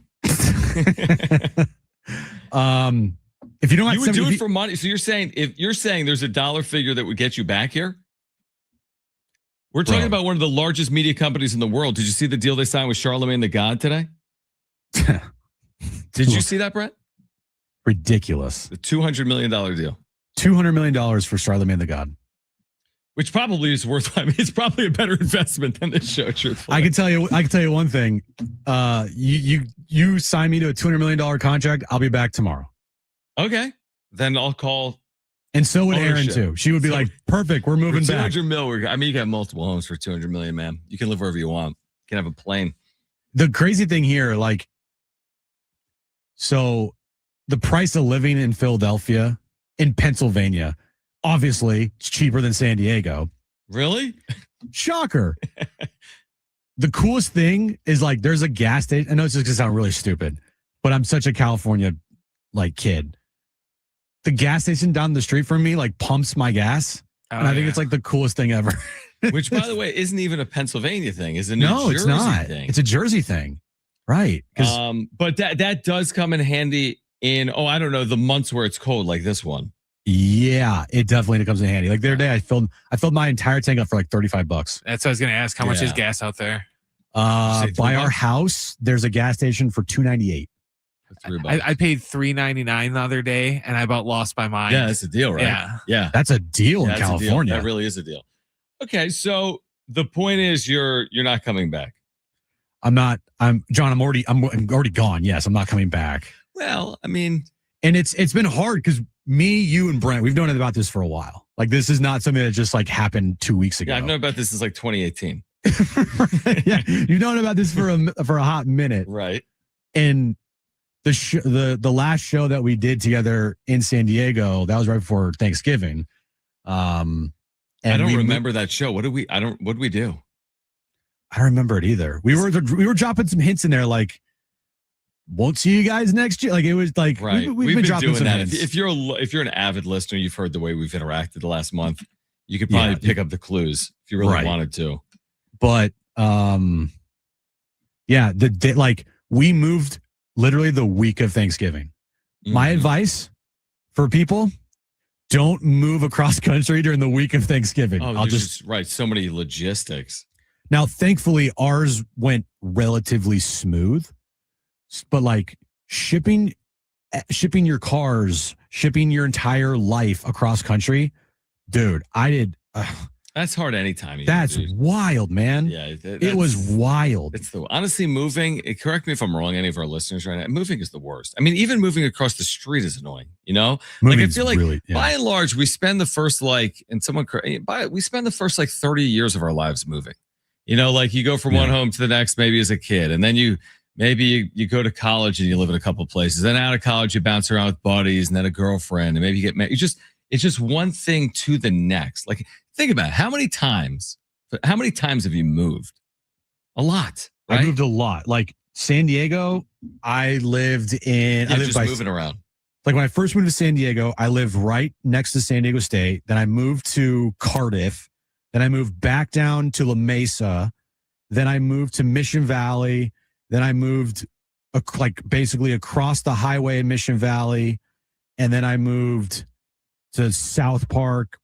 And then I moved to Normal Heights. And then I ended up in Imperial Beach. So I moved in 15 years in San Diego. Yeah, I moved a lot. Yeah, I mean, it gets annoying. At some point, you just want to kind of settle in. So maybe you can settle in the suburbs of Philadelphia.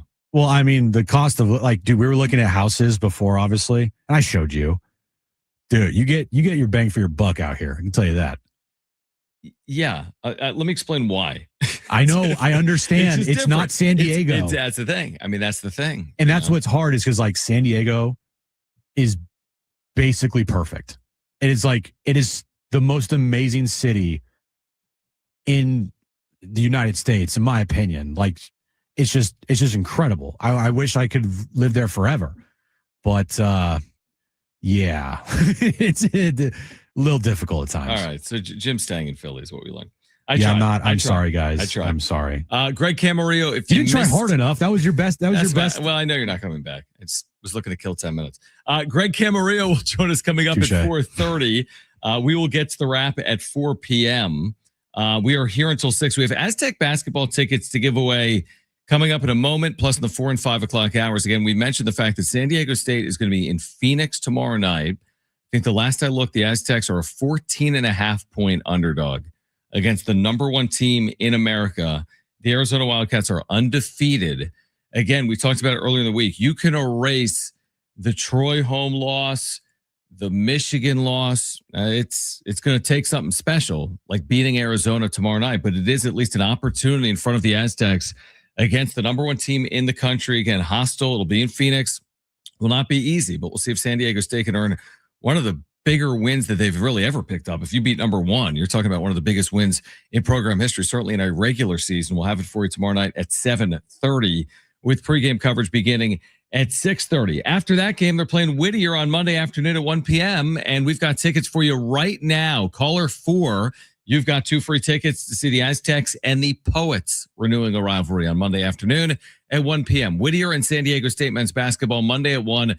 Caller 4, you have 2 free tickets, 877-767-4760. Call right now, 877-767-4760. All right, the wrap on the other side, Greg Camarillo at 4:30, here until 6. Jon and Jim, San Diego Sports 760, and live on the iHeartRadio app.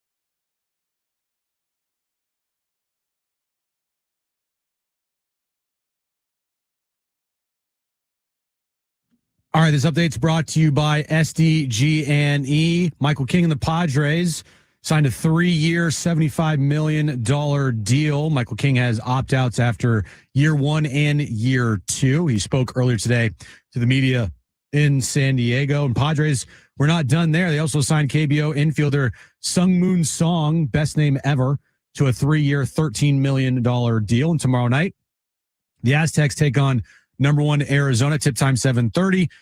6:30 pregame. You can listen right here on San Diego Sports 760. Did you know that energy demand and prices peak from 4 to 9 p.m.? Take control of your energy use and help save this winter. Use large appliances outside of on-peak hours and unplug devices when not in use. Find more tips and energy-saving tools at sdgne.com/simple steps. It's Jon and Jim. Let's face it, in your particular field, you're the top minds. Your favorite pair. Interesting job you guys Very have. smart and very modern. They are Jon and Jim. That's all you need to know about me. Previously on Jon and Jim. Earlier this week, Jim didn't even show up at 2 p.m. I was That's here what by, we're doing at 05. I was here by 05, so that's why I'm saying we should probably wait till 05 just in case. Yeah, exactly. Like, can you imagine, Brett? Tomorrow's like, yeah, I'm in traffic. I can't make the show, guys. I'm in traffic. It would make total sense. Oh my God. It would make total sense. It'd be kind of perfect, honestly. It really would. Now live from the studios of San Diego Sports 760, it's Jon and Jim. All right, San Diego and Southern California, what's going on? This is hour 3 of Jon and Jim. This hour, we're giving away another pair of Aztec tickets for Monday afternoon, men's basketball at Viejas Arena. We'll give those away later this hour.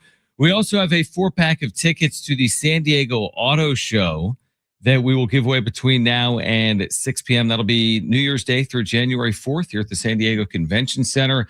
So we've got a 4-pack of tickets to the auto show that we will give away. If you missed Greg Camaro, our NFL insider, you'll hear a conversation with Greg coming up at 4:30. I have something for you for the back page, by the way, today. What is it? Can I share it right now? If you sure. The teams playing in the Pop-Tarts Bowl will have Pop-Tarts on their helmets, like little sprinkles. Like the That Pop-Tarts is sprinkle. incredible. Yeah, I'll send you the link because it's really cool. I think it's Georgia Tech and BYU. They both have sprinkles sprinkled into their logos and helmets. I want, like, you know how they have like the bowl patch on the side? Can we get Yes. a Pop-Tart, just a patch of just a Pop-Tart? A Pop-Tart patch. Yeah, just a Pop-Tart. The CFP, college football Pop-Tart. I like that. By the way, CFP getting underway tonight, and we'll get into that actually during the What time is wrap. that on? 1 hour, which is like midnight where you are, and it's 5 o'clock here. Yeah, that is the one thing that I am never going to get used to on the East Coast is sports starting at like 8:15 or 9 o'clock or 10 o'clock. It's just like, what is happening, dude? No doubt. Yeah, it is definitely. I mean, I think the ideal time zone, I would love everyone's opinion on this. I mean, we all live in the West, so maybe we like this the most. I kind of prefer mountain. I was going to say mountain one time. more hour, like that 5 o'clock start. A lot of people in the West are working. You're getting home from, Right. You're getting the kids. You're getting home from work. You're making dinner. It's like all of a sudden you turn the TV on. It's 5:45. You're like end of the first quarter of like a Monday night game or a college football game. I almost wish with one more hour, you still don't have to stay up late. It starts at 6. Yeah, but it'd be you've got a little perfect. bit of time. Little bit of time. It is weird, like waking up on the East Coast, and I'm like, because my mind is so like West Coast mind. So like, oh, it's 6 a.m. on the West Coast. Like, that's very weird. It's just everything is weird when it comes to the time of sports here. Well, I like you being out east because now you're awake. That is true. I will never miss like breaking news ever again. You still will, I think. I'll miss it in a second. It'll happen Yeah. at 9 a.m. and you'll be like sleeping at 9 a.m. Probably. Yeah, you're right. All right. So Greg Camarillo at 4:30. Great giveaways for you over the next couple of hours. If you missed the news, Jim Russell's last day on Jon and Jim will be a week from Monday. I will remain. It may still be Jon and Jim if we hire someone named Jim. Otherwise, there will be a new co-host at some point, hopefully soon. Otherwise, you're going to hear a lot of me talking to myself to start 2026. But there will be a new co-host. I will be here. Jim will be in Philadelphia. He's bailed on the show. What? I'm kidding. We need. You also need Jeff West to. I need new logos. But again, if you find a new co-host named Jim. That would be perfect. Nothing has to change. Who are the options? It is radio. We could always just change their name to Jim. Most people don't use their real names. That's true. Like, it doesn't matter what their name is. Your name is now Jim. That's such a good point. Because the IP is like in place. Hey, Ben Fadden, you're Jim. Hey, Coach, you're Jim. hey, who? Yeah, exactly. Oh, man. All right. A lot to get to over the next 2 hours. Right now, let's get to this. It's time for the wrap. Presented by Sombrero Mexican Food. Check out their website at sombreromex.com. Was last night the game of the year in the NFL? Dude, that game was incredible. I sent you the text. Yeah. Because I was like, are you watching this? I was You're watching like, I'm when it doing was something. 30-14, and then you texted me like 5 minutes later, it was 30-all. Because you texted me, you're like, enjoy the 5 seed. And then I texted you back, and I'm like, Dude. not so fast. Yeah, you're right. That is the craziest way to tie a game up on a 2-point conversion ever, correct? In the history of the NFL, I would agree, yes. Yeah. Yep. And, even though they lost last night, we talked a lot about yesterday, Matthew Stafford's chance to win the MVP. He's won the MVP. Yeah. In my mind, he's in great shape. He's locked it up. It's already locked up. But now, NFC is. I mean, that was a brutal loss for the Rams, and it opens the door for the Niners. It opens the door for the Bears, going forward. And so the NFC is truly wide open right now as far as top seed. But yeah, that was the game. I'm trying to think. Like, I can't think of a better game than that with what was at stake. I'm sure there were better games this year, like crazier games. I think the Bengals had a crazy game this year, but the Bengals suck. Yeah, exactly. In terms of meaning, this game was so meaningful. Here's the other thing I appreciate about it. It was played on a Thursday night where sometimes you don't see great NFL games. And this thing could have been a Sunday playoff game, right? It didn't feel as if these teams were on short rest. And what it truly means is really everything for the NFC right now. It's kept the Niners fully in that position to be the 1 seed. Certainly Seattle is in that position as well. They'll meet the final week of the regular season in Northern California. So an epic game last night in the NFL. The only thing that sucked about it is on Prime. Yeah, sure. There's a lot of people that don't see it. It's a fair point. Right. Yeah, there's people that didn't see it. But you know what? The way we are now with the streamers, I'm sure Prime is drawing huge numbers. I get it. Would it be bigger on CBS or Fox? I'm sure it would have. But this is one of the biggest moments in Thursday Night Football history, truthfully, last night. Next question. Who wins tonight's Oklahoma-Alabama college football playoff game? I'll take Oklahoma tonight, John. You like at Oklahoma home. at home? I like Oklahoma at home tonight. This could be trouble for Kalen DeBoer if they do not win tonight. Would you agree with that? Ooh, I wouldn't. No. Really? I don't think. I mean, you're going to fire him after making the CFP in year 2. Where do you turn then? The standard at Alabama is completely different, but I agree. He ain't living up to the standard, no matter what. I agree. You can't fire him now, but it would just. What I mean is, it would put hotter. Way more pressure on next year. They'd have to make the playoff again. I completely agree. I don't think he's well liked right now in Alabama. And yes, this is a massive game for them because that takes some pressure off of him. I'm going to go with what Chris Hodge told us, which is that Alabama should have won the first meeting and they're going to win the second meeting if they don't turn it over a lot. So I'll trust Chris Hodge from Taking Vegas, our longtime friend of the show, here on Jon and Jim. And I will take Alabama on the road in Norman tonight to win by 6 points. 27-21 Alabama. 27-21 Oklahoma. Ooh, I like it. We'll talk about it December 29th on your final show to see who's right. Next question. Yeah, right. Are the Niners now the favorite to be the top seed in the NFC? No, they're not. I don't think they are. Because they got to win out, you're saying? Yeah, I think Seattle's now the favorite. Would you agree? Yes, other than Seattle has to play at San Francisco the last week. But they can beat the Niners. They can. No, of course they can. Like, again, the thing with the Niners, I can't fully buy into them because of their defense. I just can't. With no Bosa and no Warner, it's going to be, Robert Saleh is going to have to coach his ass off. And he already has, by the way. Right. And even if he does, I don't think he can smoke and mirrors his way to helping this team reach the Super Bowl. Unless their offense just puts up 40 points per game and they win every game 40-34. I mean, it's at least got to be in your mind if you're a Niners fan that, like, all of a sudden, here we are again. It's in my mind. A little bit of a path to a high seed, and maybe then you get the right seed, and you're only a couple of wins away from reaching a Super Bowl. Like, it's all right in front of them. I mean, I like it. It's going to be interesting to see what they do because they're relatively healthy now, and they just hopefully stay that way. But again, me saying that, they're all going to like die on Sunday. And we'll see. I mean, this is on Monday.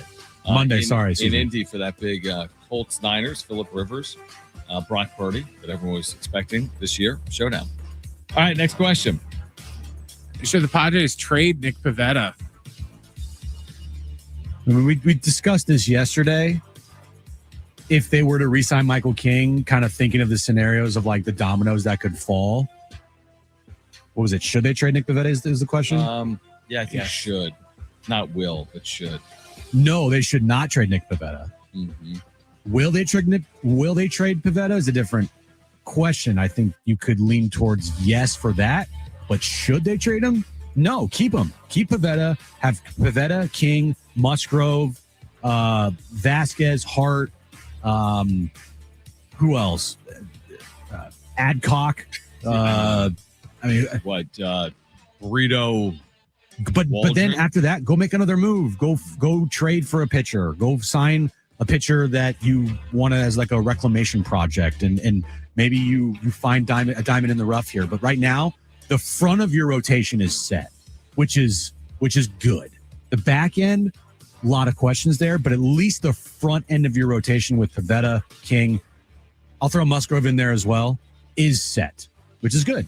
Yeah, I wouldn't trade him. I mean, it's just way too risky. The adage being you can never have enough starting pitching. And this is the good part of your rotation, right? I mean, Nick Pivetta's coming off a career year, and I'd like to think that he could emulate it. And if he does, by the way, he'll get paid handsomely because he'll be a free agent. I'm holding on to Pivetta in a walk year because I think that could be also motivating for him to follow suit what he did last year. And that didn't really work out for Dylan Cease last year in a walk year. But no, I can't. I don't want to trade Nick Pivetta. All the excitement of landing Michael King, I don't want the opposite of that to occur when they were trade away Nick Pivetta. So keep Pivetta. You got King. See what you get out of Musgrove, and then all of a sudden you're working with something. I never thought we'd live in a world where Michael King would return. When the season I didn't ended. either. I thought that was it. I used all my power I had left before I'm leaving to make sure Michael King returned. I mean, why else would he have been shopping at the UTC Mall? 100%. Right? That was the sign right there. And we talked about it on the show, and I was like, I saw this tweet from somebody that was on the DSG like chain, and I was like, Michael King was at UTC Mall yesterday. Did he have a bag? Did he purchase anything? I mean, Brent might have been onto something. He might be looking at mattresses. Who knows? Well, what's interesting is the person that he was with in the photo has a Panda Express cup. Was he at Panda Express? Maybe they put like, you know how like football players will have like, oh, you're not allowed to skydive or ride Harley Davidsons. Maybe the Padres put in, you have to have a mattress of at least this much firmness as part of your contract. No water mattresses. Yeah, we're not doing it again. Yeah, no water beds. No water beds or whatever. Well, right. Michael King from UTC Mall to Petco Park and announced earlier today a 3-year contract extension, which is just a series of 1-year deals, but whatever. It means he's back again in 2026. We've got Aztec basketball tickets we're giving away this hour. We have a 4-pack of tickets to the San Diego Auto Show that we're giving away between now and 6 p.m. Greg Camarillo is on the show. You'll hear a conversation with him coming up at 4:30. You'll hear more from Michael King this afternoon during his press conference down at Petco Park. We're here until 6. This is Jon and Jim, San Diego Sports 760, live on the iHeartRadio app.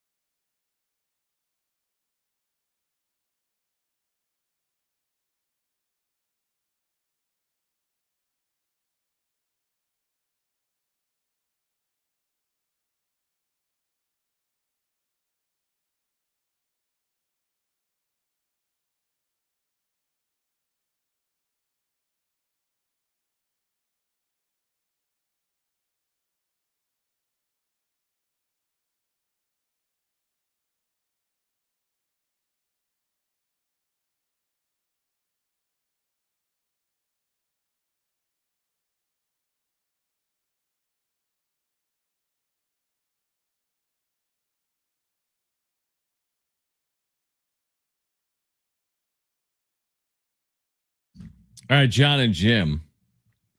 There's been a lot of people that have been expressing their, what's the right word? Expressing their feelings on Jim's announcement that he is bailing on the show and moving to Philadelphia. He actually already moved. But yeah, moved to the middle of the night. Talking Friar said, quote tweeted like the show and said, "Love you at Jim Russell SD, and it won't be the same without you. This show has brought a smile to so many people's faces, including myself." And then I replied, said, "Not mine." You a-hole. It's just so fun. I mean, we've and I was poking fun, obviously, at you, but over the years we've poked a lot of fun at Ben Fadden, have we not? Oh yeah, he's been a little bit of a punching bag on this show. But he turned into that. He knows we're playing. He does, yeah. I was like, you told me the other night, you're like, yeah, whatever you post, I'm just gonna quote tweet it and say soft. Well, I was gonna do it until you started sharing your personal story with you and your wife, Erin, and what you guys. I told you I was gonna share that. I'm not gonna say soft because what you guys have gone through. I was gonna say, hey, I'm moving to Philadelphia, I'm leaving. I would have been like soft. Correct. Yeah. That would have been totally acceptable, by the way. Yeah, but now I can't do it because I respect Erin. Yeah, you have to respect Erin. Me, who cares? But Erin, how excited is Erin for you to not be in radio? And maybe I don't know if I should put it that way. I mean, radio is a tough business. It is tough. It's fickle. It requires a lot. We're always on our phones. I mean, you're still always gonna be on your phone. Yeah, it's going to be very weird, like not doing a show every day for 4 hours, which was, oh my gosh, I won't miss that. Can you call in on my first solo show? Hey, Jim's here at 2:02 p.m. on his first day. Hey, everybody. Is she happy that I'm not doing this anymore? She's not happy that I'm not doing it. Her happiness is different. Right. Like what has gone through over the last 5 months, like I can't even understand or begin to understand because we're men. Like it's just, it just doesn't, you'll never understand it. So like for her, this move in particular has really helped her out a lot. And being close to family has helped us both out a lot. But she's not happy that I'm not doing this anymore. I can tell you one thing. If I were to continue doing the radio show here in Philadelphia at the same time slot, I would have gone absolutely crazy. 5 to 9 p.m. Not only 5 to 9 p.m., but the commute. Because I don't live in Philadelphia. I live near Philadelphia. How far are you out without traffic? So when you drive back at 9 o'clock at night, how long does it take? 45 an hour? It takes 45. Okay. But with traffic, I know it could be 2 hours. Yeah. I live in a town called Newtown. So like, I'm not. What's your address? I'm not. No. I don't live actually in Philadelphia. It's just easier to say like, yeah, I moved to Philly because that's where I'm closest I to. moved to Newtown. So like from San Diego, it's like if I lived Chula? No, not Chula. Further. I'm thinking of like what's north. Is it north of Oceanside? It would be like if you moved to Camp Pendleton? No. If I moved to Oceanside. You're telling me Oceanside to San Diego is equivalent to Newtown to Philadelphia? I think that's probably fair. I think that's maybe closer. Fair. Maybe Encinitas. Encinitas? Then you're like in Philly. Maybe between Encinitas and Oceanside. I can't visualize it. Yeah. I'm just thinking of like time. So how long would it take to get from Oceanside to San Diego without traffic? With traffic, it could take forever. It takes forever for me to drive from Newtown to. A better question is how long does it take to get to Oceanside without traffic from downtown? How long is that? 40 minutes? I think it's about 40 minutes. Yeah. So that's similar. Yeah. I'm like 38 miles away from the center of Philadelphia. Will you be our Philadelphia sports insider? Sure. Okay. So like when Saquon Barkley retires, you'll be there. You can be the new Philly Billy. You could be Philly Jimmy. I could be Philly Jimmy. Yeah. I don't hate that. So Philly Jimmy. We'll Will see. you come on as like our Padres insider and we'll just pay you? If you want to pay me, sure. Yeah, it's not a terrible idea. Does everyone have you told like Kevin Acey? No, I haven't. That's what I'm saying. I haven't told that. I haven't really. I mean, I've told it kind of went around in like a little bit, like people knew about it before today. There will be people I have to reach out to let them know. Okay. Yeah, I'll have to. Yeah, I'll have to text Kevin. I told Greg today. I'm gonna have to. I think I told Kevin. You did? I tell everyone.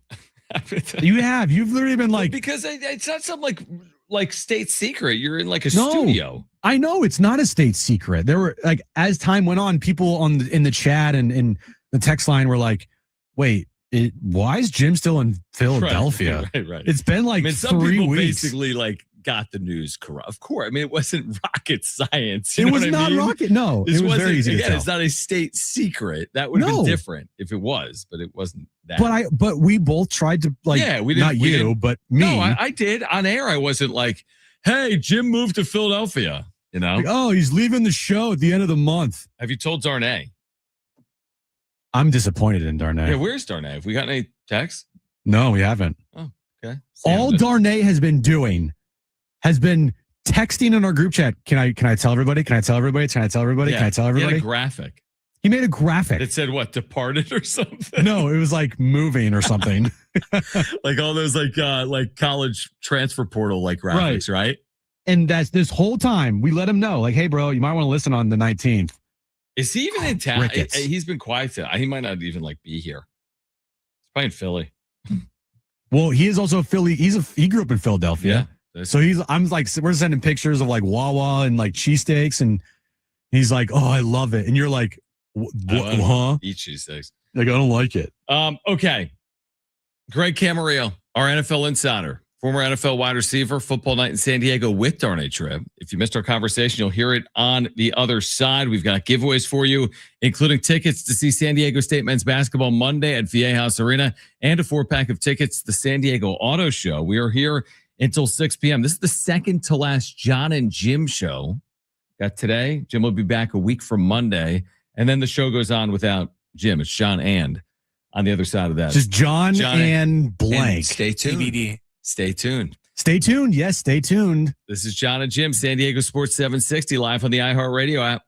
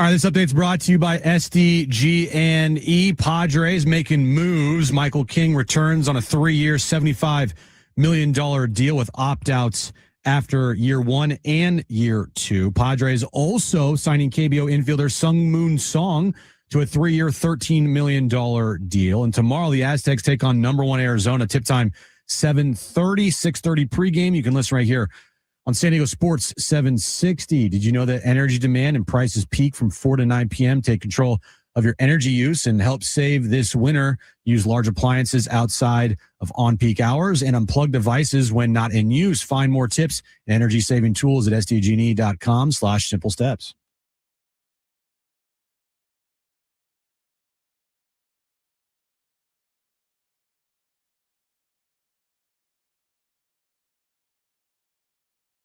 All right, Jon and Jim, San Diego Sports 760. We've got Aztec basketball tickets to give away. We'll do that coming up this hour. We've got a 4-pack of tickets to the San Diego Auto Show as well.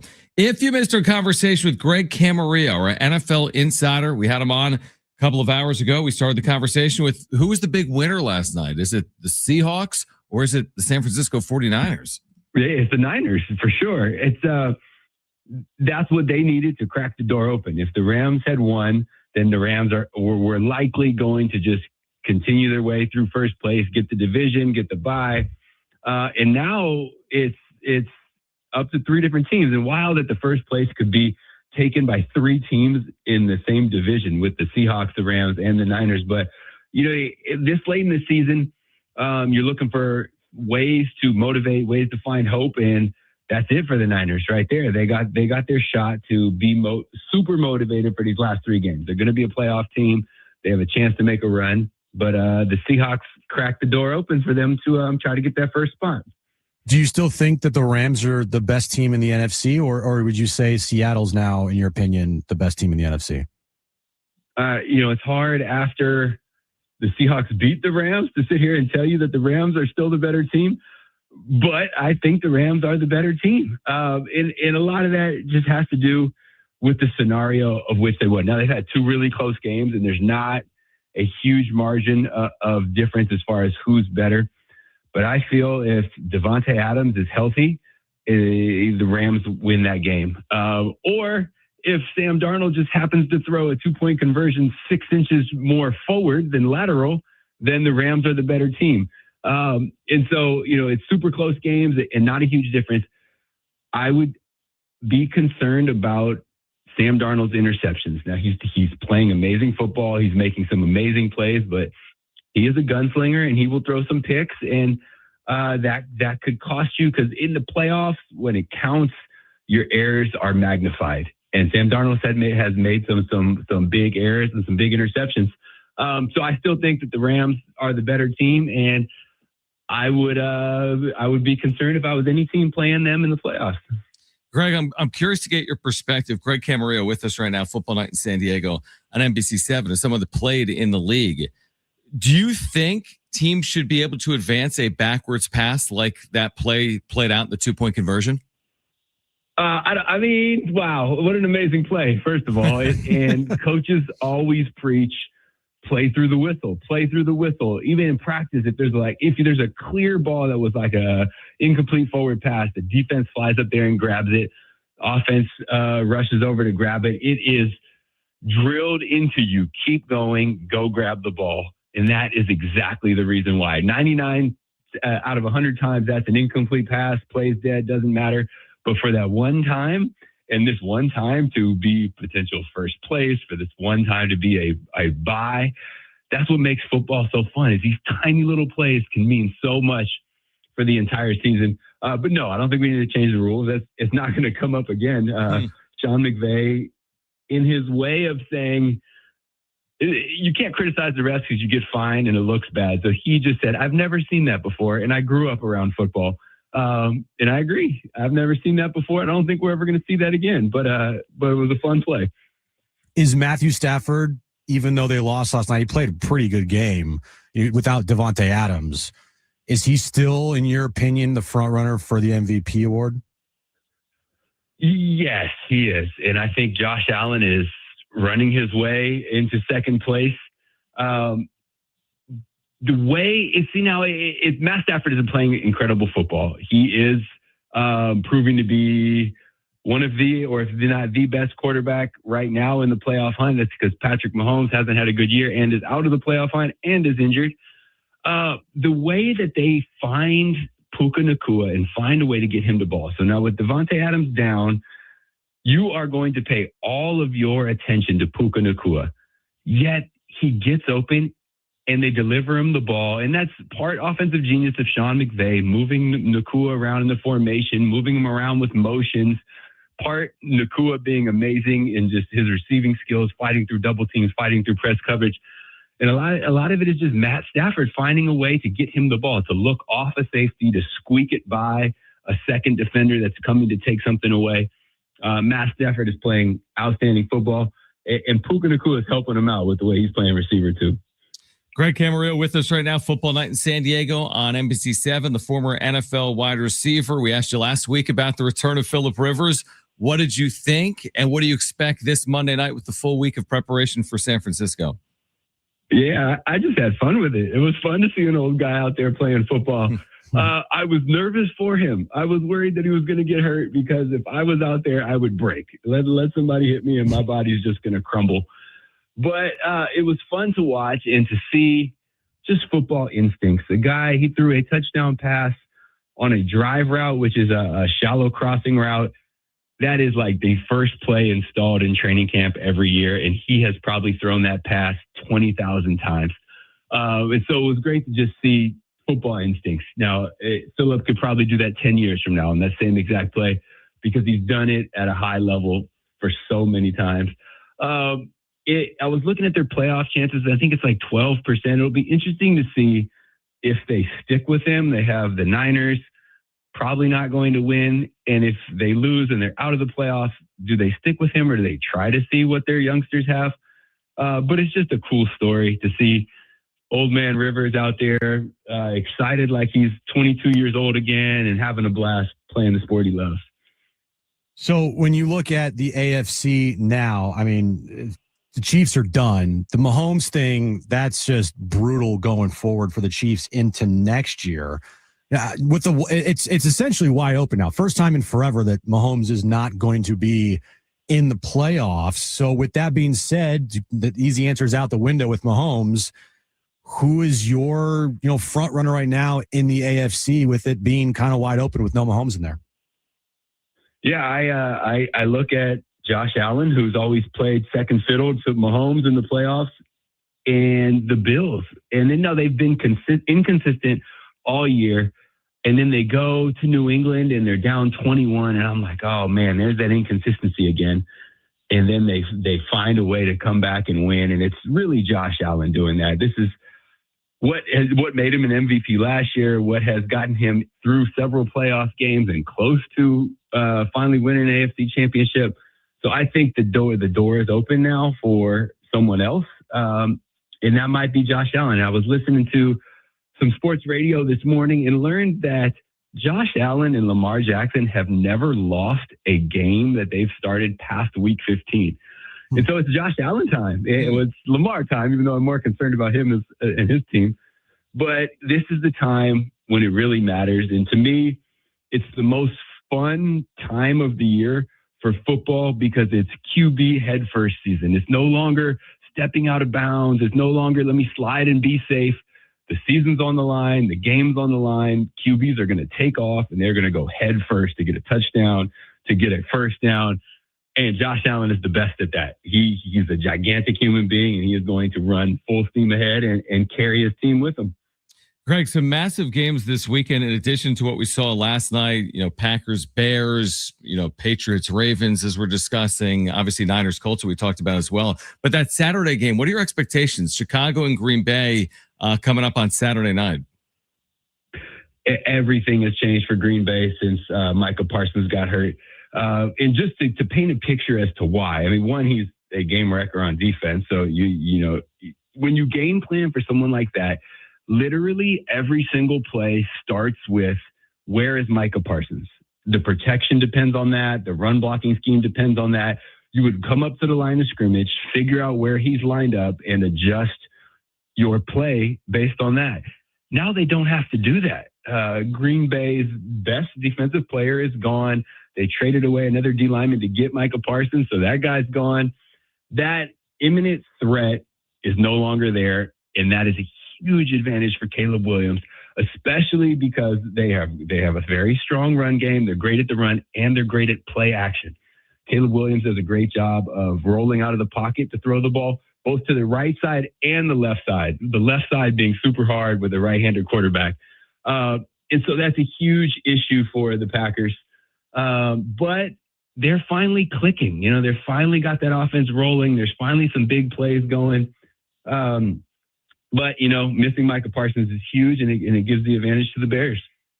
Greg, appreciate you doing it throughout the course of the year. Merry Christmas to you. We will catch up, I think, the first week of January 2026 in the new year. As we're not here on the 26th next Friday, but we appreciate you doing it. We're looking forward to, like you said, the stretch run here in the regular season. So thanks for hopping on, and happy holidays to you and yours, man. Thanks, Greg. Appreciate you, fellas. Happy holidays. All right. On the other side, Marty Caswell, our dear friend, former colleague, asking the tough questions to Michael King. Like, has he gotten a new bed? You'll hear his answer. Oh, I need to hear this. On the other side. Plus, coming up next, we're giving away 2 more tickets to Monday's San Diego State men's basketball game at Viejas Arena against Division III Whittier. It's a Monday afternoon game. Monday at 1. We have 2 free tickets we'll give away.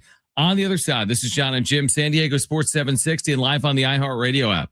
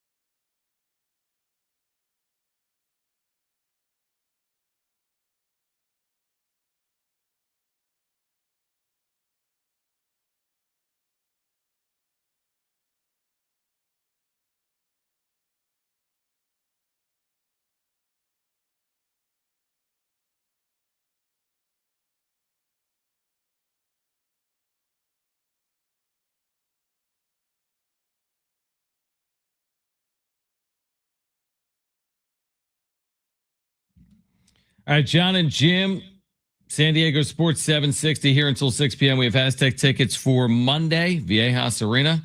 San Diego State playing Division III Whittier Monday at 1 p.m. We'll give away tickets coming up in the next 7 or 8 minutes. What did you say about Whittier? I said no. I will not be at the game because you asked me that You asked me that a couple days ago, and I said we'll see. What was I going to say to you? But hey, if the Aztecs ever play like Penn or is Temple around here? I was just going to ask, can you name another Philly school? What other school is that? How about Villanova? Villanova, Penn State. Yeah, that's nowhere near Philadelphia. No, it's not. That's the equivalent of saying, that would be the equivalent of saying, I'm in San Diego, I'll go to the Fresno State game. Maybe not that, but it's not close. Okay, so Michael King, we spent 5 months theorizing on this bed that he slept wrong on that cost him the second half of 2025, right? What happened? I slept wrong.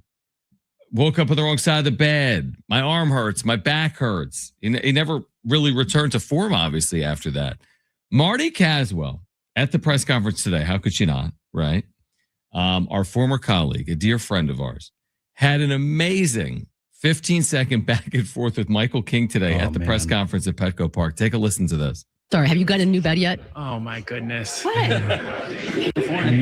No comment. That was rude. That was rude. Bed sponsorship? No, it wasn't the bed. It wasn't the bed. She said bed sponsorship, which is what we've been joking about last couple of days. Okay, if it wasn't the bed, then what was it? Now, what did he say in the real time? It's how he slept. He didn't say it was the bed. It was how he slept. It was how he slept. You know that feeling when you sleep on your side, you're like, ow, my neck hurts. We all know that. I just go to a chiropractor, they adjust me and I feel better. Well, yeah, we don't pitch the big leagues though. That is true. I'm not a professional athlete, but it did seem like a long time. A very long time. Yep. So I don't know what happened. I really don't know what happened. I mean, if I'm Michael King, I would definitely try to parlay it into a bed deal. I mean, that is just perfect. Yeah, it's a good point. I mean, Joe has, Musgrove, he's parlayed his San Diego roots into like every endorsement in town that he possibly could have. That's right. Like, if I'm Michael King, I'm having my agent go to every single mattress firm place in town and be like, hey, look, can we get a deal here? Tempur-Pedic, Sleep Number, mattress firm. You're right. You want to sleep right? This is the best bed for you. Serta. There's so many options. So many options. Now I think he'll be okay on the 22.050 that he's getting this year, whatever he's guaranteed this year. Like the 22 should be okay. We know what's fascinating about this deal. He turned down a $22 million qualifying offer, which made sense. At that point, we assumed, he's going to get the multi-year deal. He's going to get much more than that. And he did. But in the here and now, in 2026, he is guaranteed exactly what the qualifying offer offered. $22 million exactly. Now, where I think King is really the big winner here is if he does put together a year like 2024, and all Padres fans want to see that. I want to see that. I hope he pitches really well. I think it means the Padres are probably pretty good. Then go back to the market. Then you've earned it. And maybe then you get your 4 years or your 5 years, and then you get your 100 or 150 million. So I do see it as a win-win for Michael King, and I think it's a big win for the Padres because if he looks the part, the Padres hopefully are one of the better teams again, or contending again in the National League. Yeah, that's the whole thing here is next season will be predicated on the health of obviously everybody, but more importantly, like their starting staff, because we know they're not going to be able to navigate through a season if you're not going to have starting pitching. And then when we get to the postseason, you need to have some dogs, some horses. So the front of their rotation was a big question, even though it wasn't the thing that was the end of them in the last 2 postseasons. It wasn't pitching at all. It was their offense. It was the lineup. It was their star players on offense. But just knowing Michael King is returning, that has to feel so good if you're the Padres and Padres fans, because the 1, 2, 3 in your rotation man, you feel good about those guys every time out. Like, imagine if Joe, coming off of Tommy John, big if, returned to somewhat of his form, right? You got 3 guys at the top of your rotation that have all started a game 1 for you in the postseason. Yep. If I'm not mistaken. Did Joe start a game 1 for them in 2022? I don't remember. He started game 3 in New York. Still, game 3 in New York. Okay, so look. Yeah, I don't know if he started game 1. That's just as important. Yeah, maybe bigger. Maybe bigger. So you have Pivetta and King, who have been game 1 starters for you in the postseason. And you have Joe, who has been a, winner go home starter for you as well. And like that, to me, 1, 2, 3 punch. If those guys stay healthy, you're going to be in contention and you're going to have a chance. Yeah, no, I'm with you on that. And I didn't want to see Michael King go. I didn't want to see Michael King go out like he went out last year. 1 inning, game 3. That was it. That was the last time we were going to see him. I just want a little more closure than that. He said, we played it earlier, unfinished business. And I buy that. I mean, they've kind of gone backwards a little bit here in the postseason from what we saw in 2022 championship series to 2024 divisional series to 2025 wild card series. Like, it's time to take that next step. Now, I'm not saying they have to win the World Series. I get it's hard. Like, they've been trying to win a World Series for a long time. It's not like it's no guarantee. I mean, it's going to be hard. And we've laid out all the reasons as to why. And LA's not going away.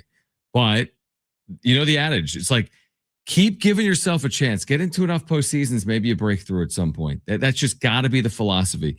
Keep getting to the postseason. At some point, you break through. It doesn't always work that way. But maybe it'll work that way. Maybe it's at least possible. Maybe, and I feel, if you're a Padres fan, you got to feel way more comfortable today knowing Michael King is returning than if they traded away Nick Pivetta for like a couple starters and they traded away Mason Miller and whatnot. Like, you have somebody returning it's like a familiar feeling. You know what to expect if he's healthy. Mm-hmm. I just trust Michael King if he's healthy. I just do. I think his stuff plays. I think he's a front of the rotation type of pitcher. I think he's a top 10, 15 pitcher in the sport when he's on. The numbers prove it when he's healthy the last couple of years. Not a lot of wear and tear on his arm. He says he's fully healthy. Feel like it was a fluke thing last year, sleeping wrong. And, if Pivetta and King and Musgrove are all on this team next year and they're healthy, you feel good. There's still other parts of their roster and that need help, but one of the biggest holes in their roster was frontline starting pitching, and they got it with Michael King returning. It's a big win. It's a huge win for the Padres, and I think it's a win for King as well, who can become a free agent again at the end of 2026. All right, if you want tickets to the Aztecs Monday at home at Viejas, men's basketball against Whittier. Non-D1 game, their Division III opponent, San Diego State and Whittier. San Diego State men's basketball. Again, they're playing number 1 Arizona Saturday in Phoenix. That's tomorrow. They'll get Whittier on Monday. If you want 2 free tickets in this holiday season, rare afternoon game at Viejas at 1 p.m. Caller 3, you are going. You have 2 free tickets to see the Aztecs and Whittier this Monday afternoon at 1 p.m. 877-767-4760. Of course, you can hear Saturday's game against Arizona and Monday's game against Whittier right here on San Diego Sports 760. Caller 3, you have 2 free tickets. Call right now. 877-767-4760. One more hour of Jon and Jim. What are you laughing at? The chat. Are you making fun of me? Yeah, because people are like, what was it? I forget why. Somebody was like, it was Jeff, I think, Jeff West. Love you, Jeff. You need a weekly segment where Jim calls in and shares something he's learned about living on the East Coast. And I said, today I found out that Pennsylvania is one of the 50 states. And then Jeff replied and said, Jon, did you know that the sun rises on the ocean over here? So yeah, I love that. I love that idea. That's great. All right. Yeah. Final hour of Jon and Jim for today. This is the second to last show for Jim. And if you missed it earlier, 5 hours left in me, guys. You got 5 hours left of the show. You're right. Is that Monday show a full show, or do we have football that day on the 29th? I don't know the answer to that. But yeah, Jim's got one more show after today. That'll be December 29th. Can you imagine if it was like, oh, we're over at 2:45 that day? 3:15. All right, Jon and Jim on the other side. Final hour of Jon and Jim for the night. Coming up next on San Diego Sports 760.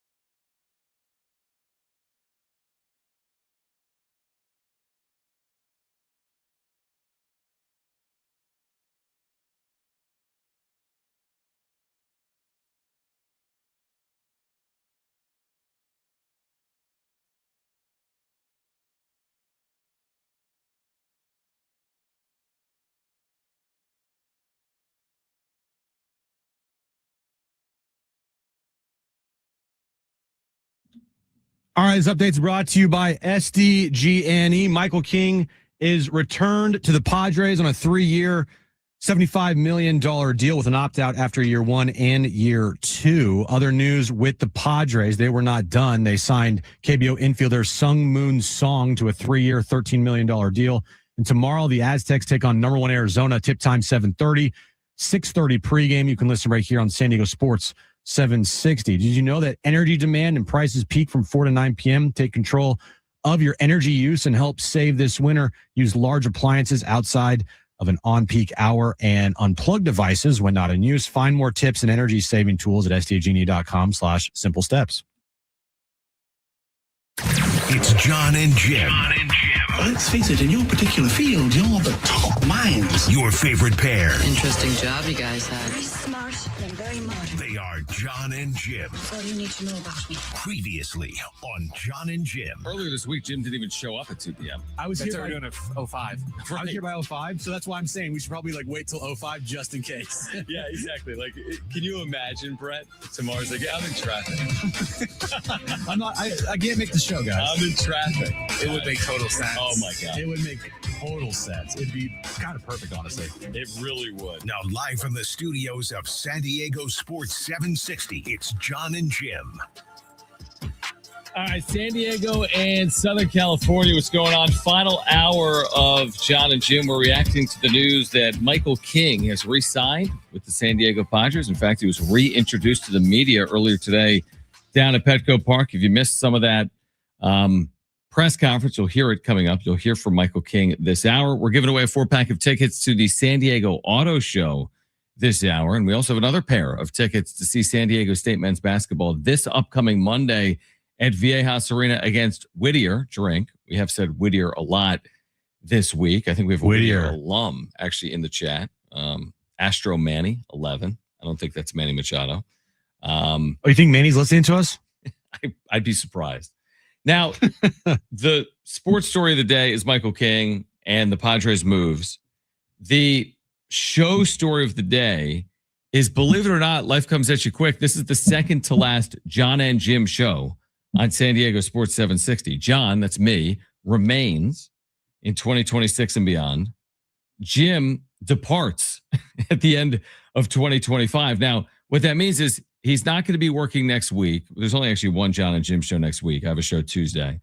But next Monday, a week from Monday, a week from the Whittier game, right, Jim will have his final show with me on Jon and Jim, San Diego Sports 760. Jim has departed for Philadelphia, Pennsylvania. Mm-hmm. And that means Jim's gone. Now, I'm still going to be here. There's still going to be a show.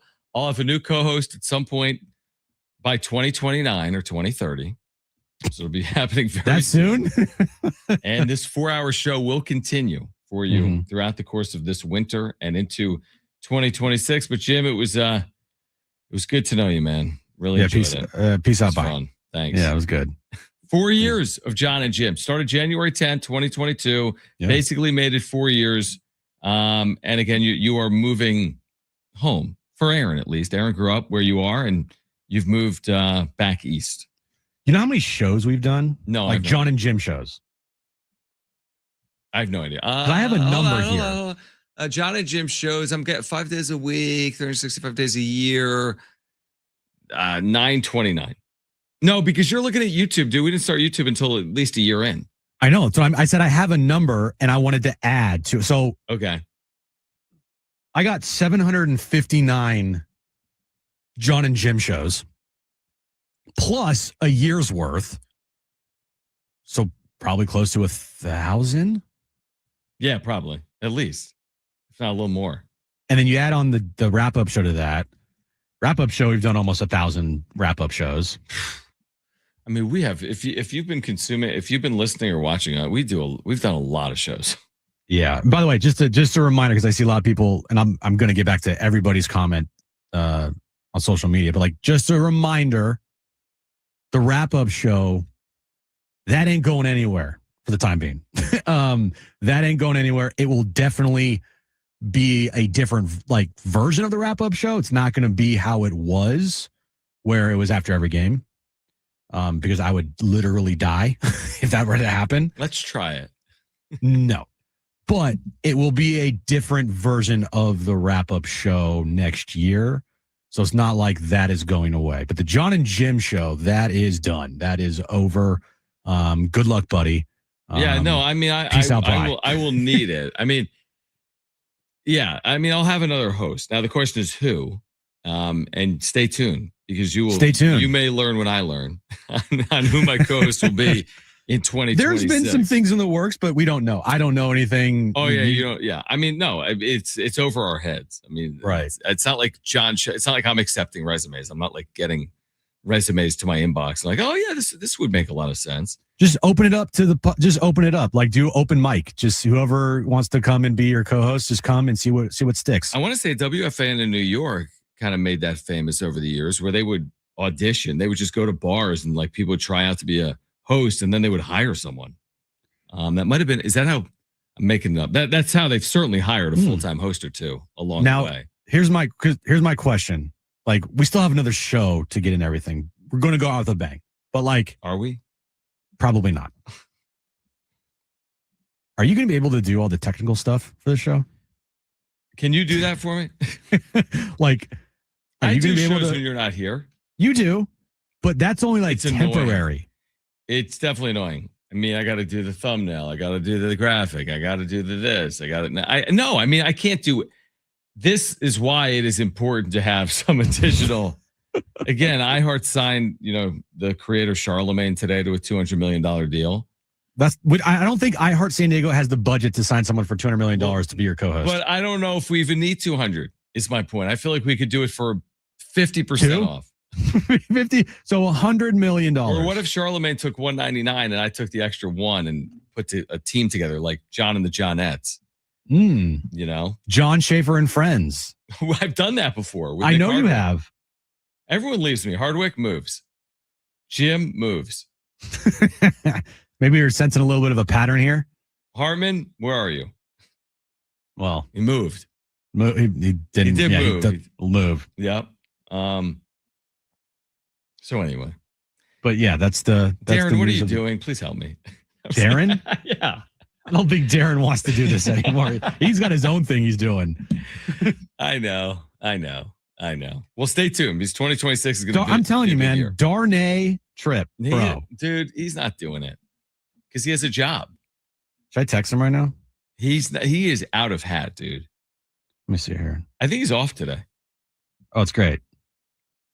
You alive, bro? That's when I text him. Yeah, you missed the announcement. I felt bad too because like I know we said we had a show announcement. A lot of people thought it was like good news, and I didn't want to say that it wasn't good news. So I do feel like you led people down a bad path? A little bit. That's why I kind of formed it as like an update on the future of the show. Because like our loyal listener, James, he was speculating that we signed a contract extension. Well, spoiler alert, I did. You did sign one. I literally signed a 3-year contract extension. Now, I also signed one as well for, I think, 2 more years, but then this all happened, and yeah, so. Yeah, no, I have a contract that starts January 1st. Oh, must be nice. That will last 3 years. I'm on the Charlemagne deal. That's a good deal, bro. But yeah, so I mean, listen, it's funny how life works. I mean, the reason I'm in San Diego is basically because of my wife. It was like, we are going to come hell or high water. We will live in Southern California. Yeah. And that was about 9 years ago. And here we are in Southern California. Now, your wife had the opposite idea, which is come hell or high water. I'm going to get closer to my family, as you discussed earlier today. And everyone completely respects that, man. Family first. The world keeps spinning. You know, I mean, most people pick up and move. You know, whether it's careers, literally physically getting up and move at some point. So I think it's very relatable. People get to crossroads and they make decisions. So, dude, yeah, this was a massive crossroad. Yeah, I completely understand it. And I think our listeners will completely understand. I've only seen a couple of people on social media rip you today, which by your standards is like a very low. It's like 95% of people are like very supportive of your decisions and what you said. And 5% of people are like, your takes suck. I haven't commented back to a lot of people yet, but I saw Darren wrote something very nice. And somebody commented to Darren, never heard of him. I was like, yes, that's amazing. Dude, I love it. That's so funny. I know. I want all the like, who are you? Anyway, Jim is leaving. Are you going to plan anything for our final show, John? Absolutely not. Do you know me? I know you don't. You're going to have to plan your final show. I know I am. I'm going to have to plan the final show. I'm going to have to post everything. Get your own posting. He's going to bring sushi and stuff into the studio. Yeah. No, you still owe me sushi, by the way. You know that, right? Next time I see you. No, I'll book some listen, I had some plans. but I knew you'd be concerned. It's kind of like it's your 40th birthday. Is anyone going to do anything? Like, I got it covered. Oh, you got it covered? I got it covered. Okay. Will I ask Darren to come on the show? Of course I will. Will I ask Darnay to come on the show? Of course I will. Will I ask Andy to come on the show? Of course I will. Will I ask Kevin Acey to come on the show? Of course I will. Will I ask, Manny Machado to come on the show? He won't. I can ask. I can do a lot of asking. Xander Bogaerts, come on down. Yeah, exactly. I'm sure there's a lot of people that would love to join you for your final show. I'm sure AJ Preller is clamoring. No. We're bringing that all back, bro. What are you bringing back? I don't know. I can't do anything. I'm not there. What are you talking? Anyway, we will have a proper send off for Jim 1 week from Monday. And then it'll say Jon Jim, and there'll be a red X through your name until we figure out who the next Jim is done. The next co-host is going to be in 2026. Let's hear from Michael King on the other side and give away some San Diego Auto Show tickets for January 1st through the 4th. We'll give away a 4-pack of tickets to the San Diego Auto Show. On the other side of this break, we'll hear from Michael King with the media earlier today, reintroduced after re-signing a 3-year contract extension with the San Diego Padres. We're here until 6. This is Jon and Jim, San Diego Sports 760, live on the iHeartRadio app.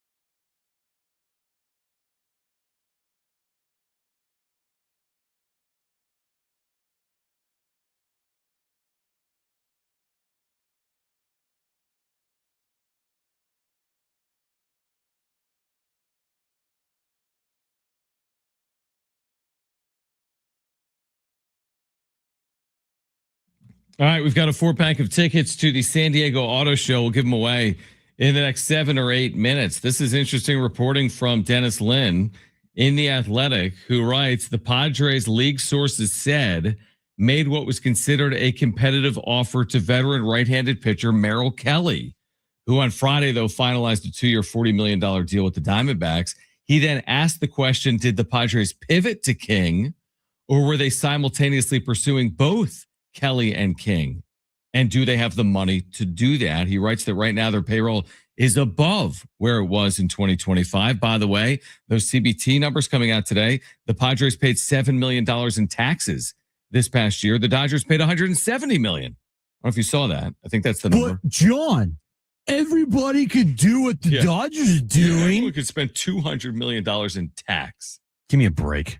I mean, I don't like paying tax on like groceries. Do I pay taxes on groceries? I don't even know. Yes, you pay tax on everything. I thought there is everything's taxed. It's somewhere along the way. Some stuff at the grocery store though, like isn't taxed on like bread. some food items. Yeah, like yes, bread and milk, like what they deem necessary food items. Well, guess what? What the Dodgers have done has gone above and beyond necessity. And that's why a lockout probably is coming, because that number right there is a joke for your sport. It's an absolute joke. It's an absolute joke. What do you make of that, though? Do you think Merrill Kelly was maybe a more cost-effective solution, or were they working in tandem? Could they have brought in both Merrill Kelly and Michael King in 2026? That's interesting reporting, because Merrill Kelly got decent money, $20 million a year, a little bit like what Michael King just got.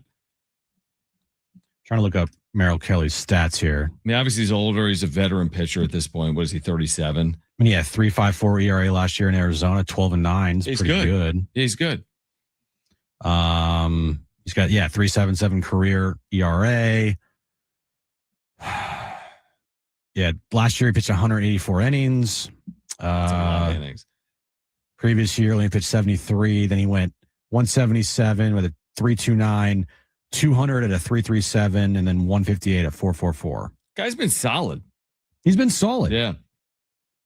I think Michael King is better, and especially with the age, you got a 37-year-old or 36-year-old in Merrill Kelly, and you got a 30 or 31-year-old in Michael King, and I don't know, man. I for some reason, and maybe this is just like, I'm really high on Michael King. I've as soon after what he did in 2024, I was very high on Michael King, and what he did in the first half of last year, up until the point when he slept wrong, he had a 2.8 ERA.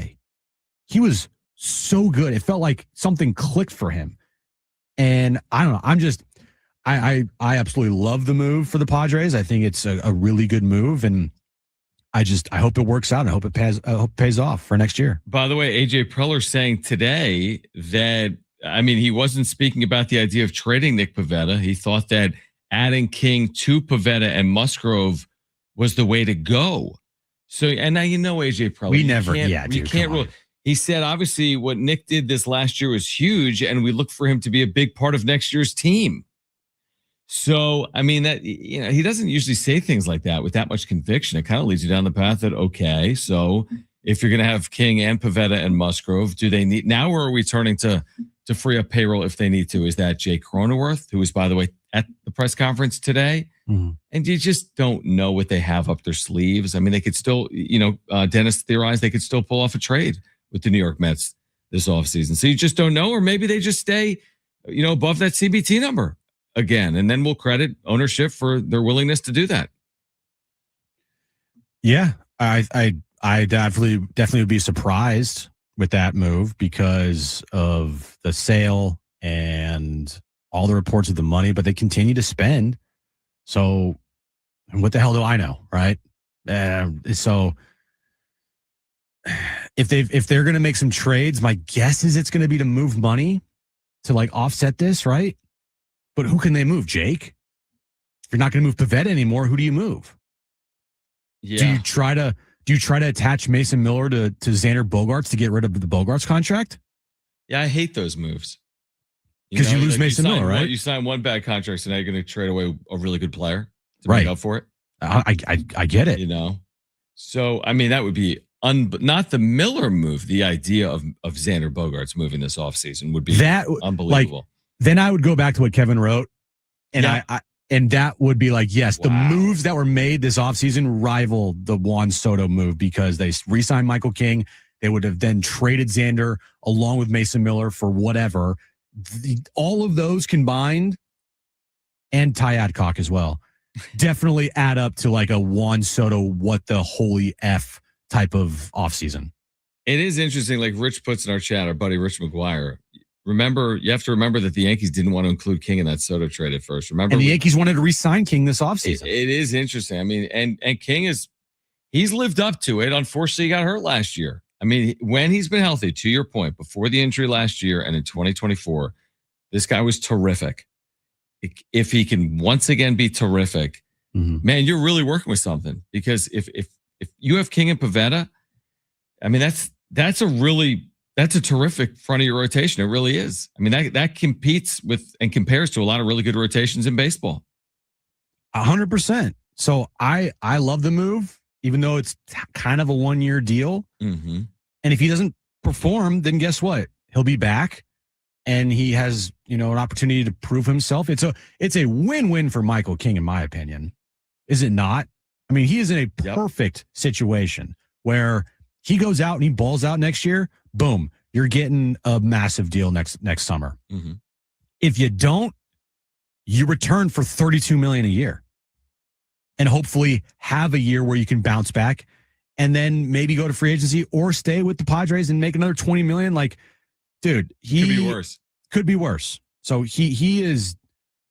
It's a savvy deal because the market for him didn't pan out like he probably thought it would this offseason. So this move, it's a move where he can bet on himself again and also have the security if next year does not turn out the way he thinks it could turn out. Right. Exactly. That's exactly right. He could hit free agency as a 31-year-old if everything works out perfectly for Michael King this year. Call right now if you want a 4-pack of tickets to the San Diego Auto Show, which is coming up January 1st through January 4th at the Convention Center here in San Diego for 4 days. You'll find the latest brands, test drives, all new EVs, and fun. Tickets must be purchased online at sdautoshow.com. Caller 4, you've got a free 4-pack of tickets to the San Diego Auto Show. 877-767-4760. Call right now. 877-767-4760. We'll hear from Michael King on the other side here until 6. Jon and Jim.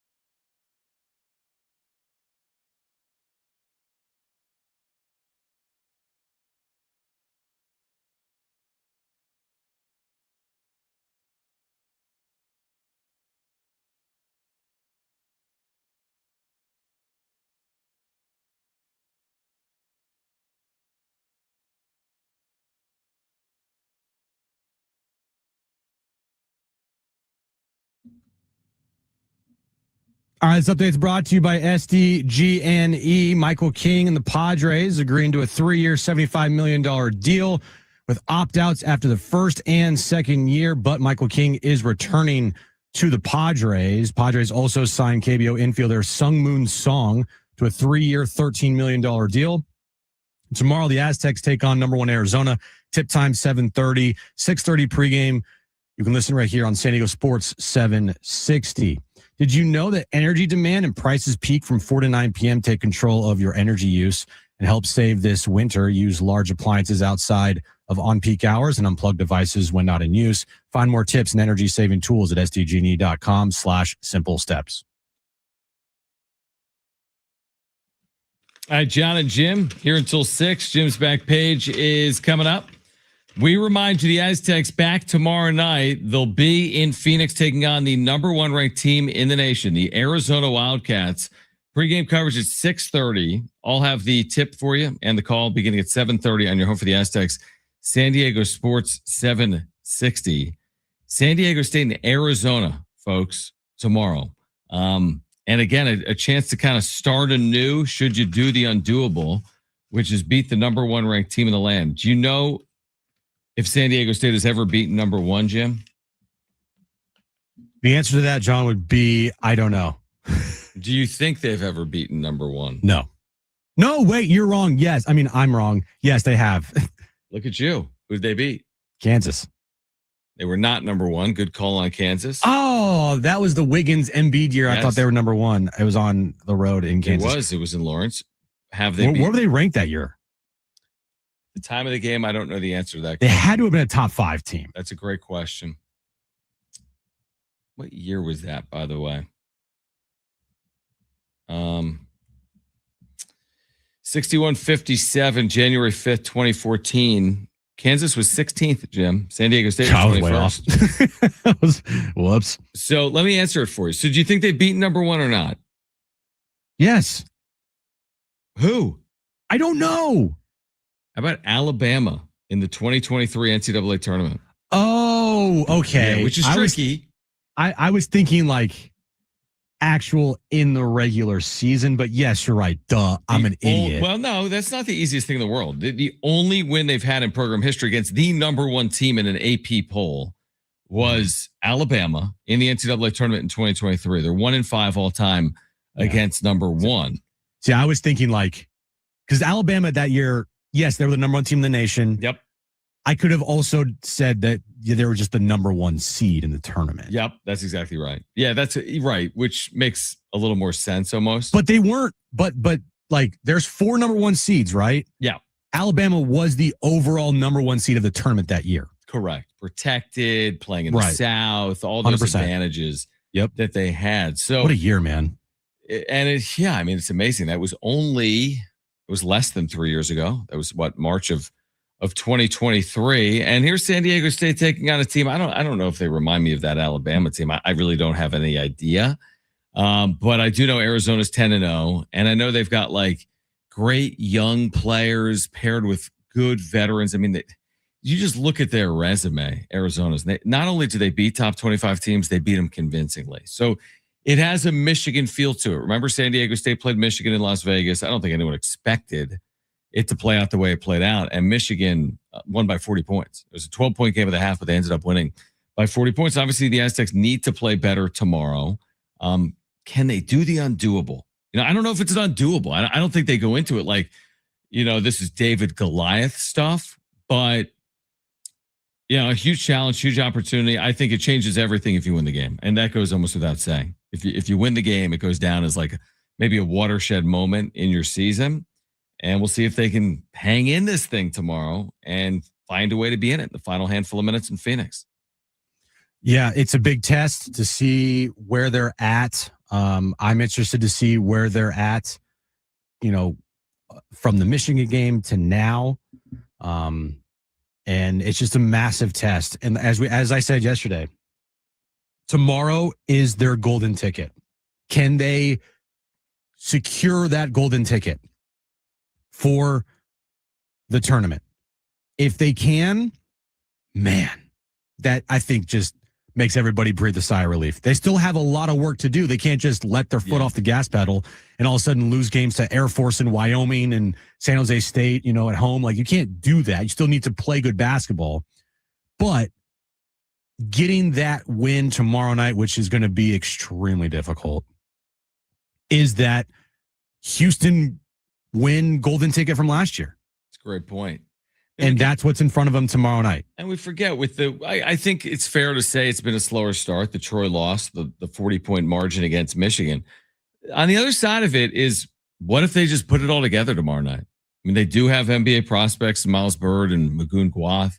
They do have all conference players. You add in the Reese Dixon Waters. I mean, at the end of the day, it's like, are they able to return to form now, or is it still to come? I think Brian Dutcher said to the media before the Air Force game, we're a work in progress. I don't think this is the best we're going to see of San Diego State. As in, I'm high on their ceiling. I think it's going to come in the second half of the year. But if there's ever a night to play your best game of the year, it would be tomorrow night. So stay tuned. We'll have it for you again 7:30 with pregame coverage at 6:30. It'll be late for you tomorrow night, Jim. That's 10:30 Eastern. Mm-hmm. So, take your NyQuil. No, don't take NyQuil. You'll pass out. I'll literally fall asleep in 2 seconds. Take a 5-hour energy at 10:30 Eastern and stay until 3 in the morning. What the best part about, so it's crazy. We're living in Imperial Beach, we had like an 850 square foot house, 2-bedroom, 1 bath. It was tiny. You've been there before. It was tiny. It wasn't like it was the smallest place in the world, but still, it wasn't big. It wasn't big. It was like, I don't know, homey. It was homey. Yeah. It had nice features to it. Yep. It was updated. And the place that we live in now is like 2,100 square feet, 3-story, has a basement. Right. Comparatively, is so much bigger. And it's like the same price as what I was paying in Imperial Beach. Right. Yeah, no, that makes sense. Like, our basement will be turned into like my office where I'll do the wrap-up show, and also have like televisions down there, and our bedroom's way upstairs. So it's like, I get my man cave. You get a man cave, dude. That is nice. I get my man cave, and I can stay up till 2 a.m. watching, games and not have to worry about like waking up Aaron. My man cave is the kitchen table. Yeah, that's where I need to be quiet or I wake up Kristen. And Jones, yeah. But more importantly, Kristen. Well, more importantly, both of them. Probably, I'm not trying to wake up my. And your one television you have in your house. I have one TV. It's pretty nice. By the way, you know what's awesome too is like so I didn't even know this. So over here, can you get Verizon internet in California? I don't know. Fios? Yeah, I don't know if you can or not. It's like really fast, isn't it? Well, not only that, I signed up for it and they gave me like a free television. What? Is it big? Yeah, dude. Like that, you sign up for it and it asks you like, what do you want? You get an option of a free television, a free Nintendo Switch, a free Xbox. Oh, you should have taken the Xbox, dude. I don't really. I know, but if you get a man cave, but I needed televisions. How big is the TV? 45 inches. It's not that big, but still. Has it arrived? It just came today. That's incredible. So I'm like, dude, this is awesome. It's just giving you TVs for using their internet service. Yeah, and if I sign up for if I switch my plan to Verizon, then they'll give me more free stuff. Good. What else? What else are they going to give you? I don't know, but there's a lot of stuff there that I was like, sure. Here's a paddle board. It's a lot of electronic stuff. Gotcha. Yeah, that makes sense. Yeah, that does make sense.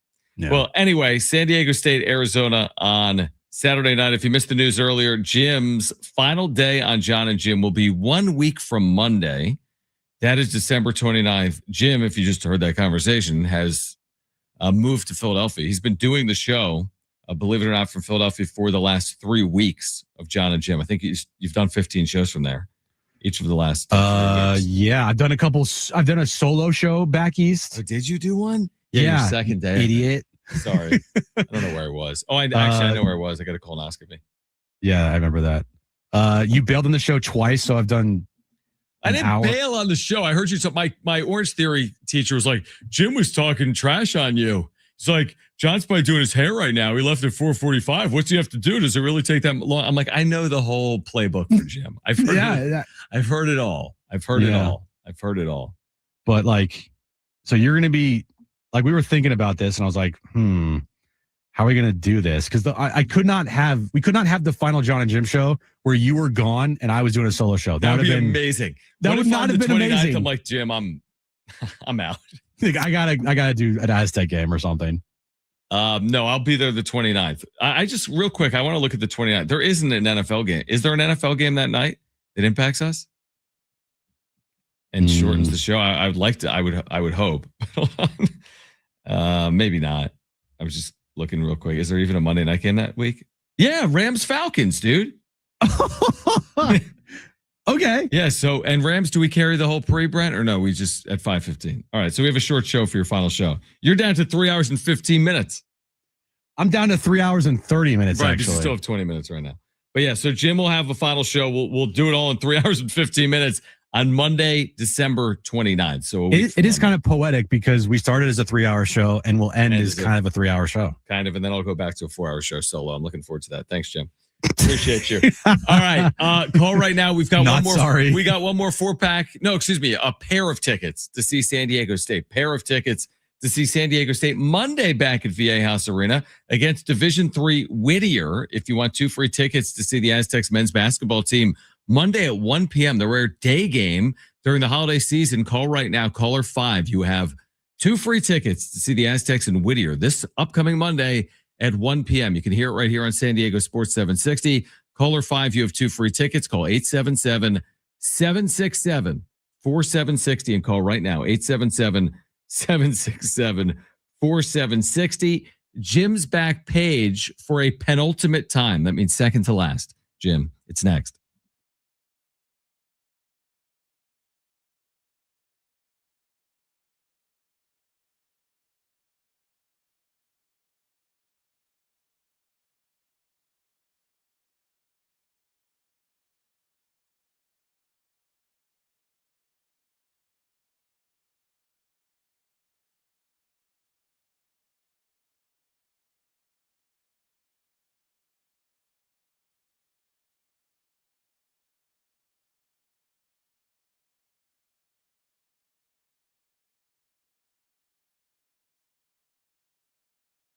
Hey guys, it is Jon and Jim again for the all-new Jamul Casino Resort, the Players Place. We've been telling you for months now open the hotel and spa at Jamul. The next level of luxury has arrived. You can treat yourself to a stunning new stay, rooftop relaxation, indulgent spa treatments, and all the thrills of Jamul Casino Resort, now all in one unforgettable destination. And savor San Diego's ultimate endless dining experience at Jamul 23, from their world-famous lobster brunch served every morning to the luxurious VIP endless dining experience each evening. You can indulge in chef-curated specialties, fresh seafood, prime cuts, and decadent desserts, all with stunning panoramic views. You're going to love the spa at Jamul. It is now open. Jamul Spa at Jamul Casino Resort. Unwind in style. Experience pure relaxation with indulgent treatments, serene spaces, and a retreat designed to refresh your body and mind. Only at Jamul Casino Resort, the Players Place.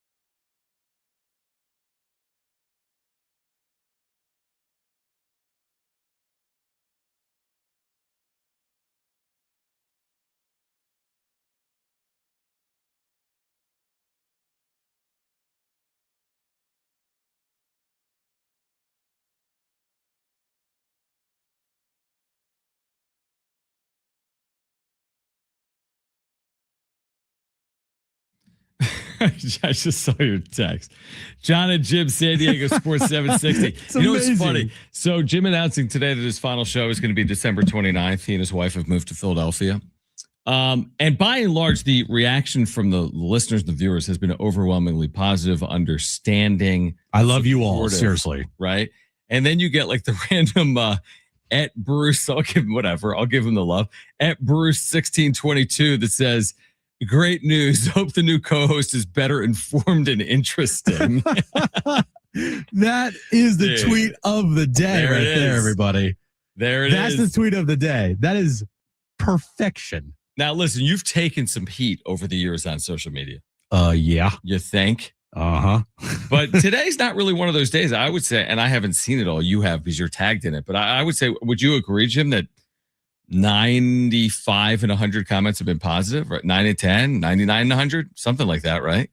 Everybody, and I've only really posted this on X. Okay. I haven't had a chance to, do it on my other socials and stuff. I don't know, kind of putting it off. But yeah, everybody that has reached out, and I'll get back to everybody. Seriously, I could not thank you guys enough. They have all been very positive, and it's just amazing to see. There's people that reached out that I'm like, wow, I didn't realize you listened and watched our show. Like it's kind of incredible to see the reach that we've had on this show and what we've built. The little engine that could. We've always said, right, the little engine that could here at San Diego Sports 760. Yeah. And that's why I don't buy radio ratings. I mean, now listen, don't get me wrong. If the ratings in the future are ever good, I'm going to tell you how good the ratings are. It's all because of me. But no, one's sure gone the ratings to be good on the show. But the thing is, it's like, okay, ratings, okay, it's a metric. I'm not going to completely poo-poo it. But reach today, like you said, podcasting, video, various audio platforms, the reach, it's harder to quantify, but we just know the community that we've built, whether it's the wrap-up show or Jon and Jim, and the reach is powerful and the reach is significant. So yeah, and I agree with everything you said. Yeah, it's amazing to see the outpouring from people that have listened to the show, and I'm very appreciative. And we have one final show left. This is not the last show, so one final show to express all that, and so yeah. I love this, James, a loyal viewer. For me, Jim is my favorite of the two, and now the show just won't be the same. James, we'll be here for you, man. Okay, just trust the process. Keep viewing, keep consuming, keep listening. We'll be here for you. Jeff goes, the real question is, will the new co-host also wear a hat for the entirety of the show? Ooh. Will they wear a melon hat is the question. No, they will not. No, they will not. Probably not. But stay tuned. We'll have more for you coming up. Yeah. Early in the new year, right? Early in the new year. All right. For the second to last time, let's get to this.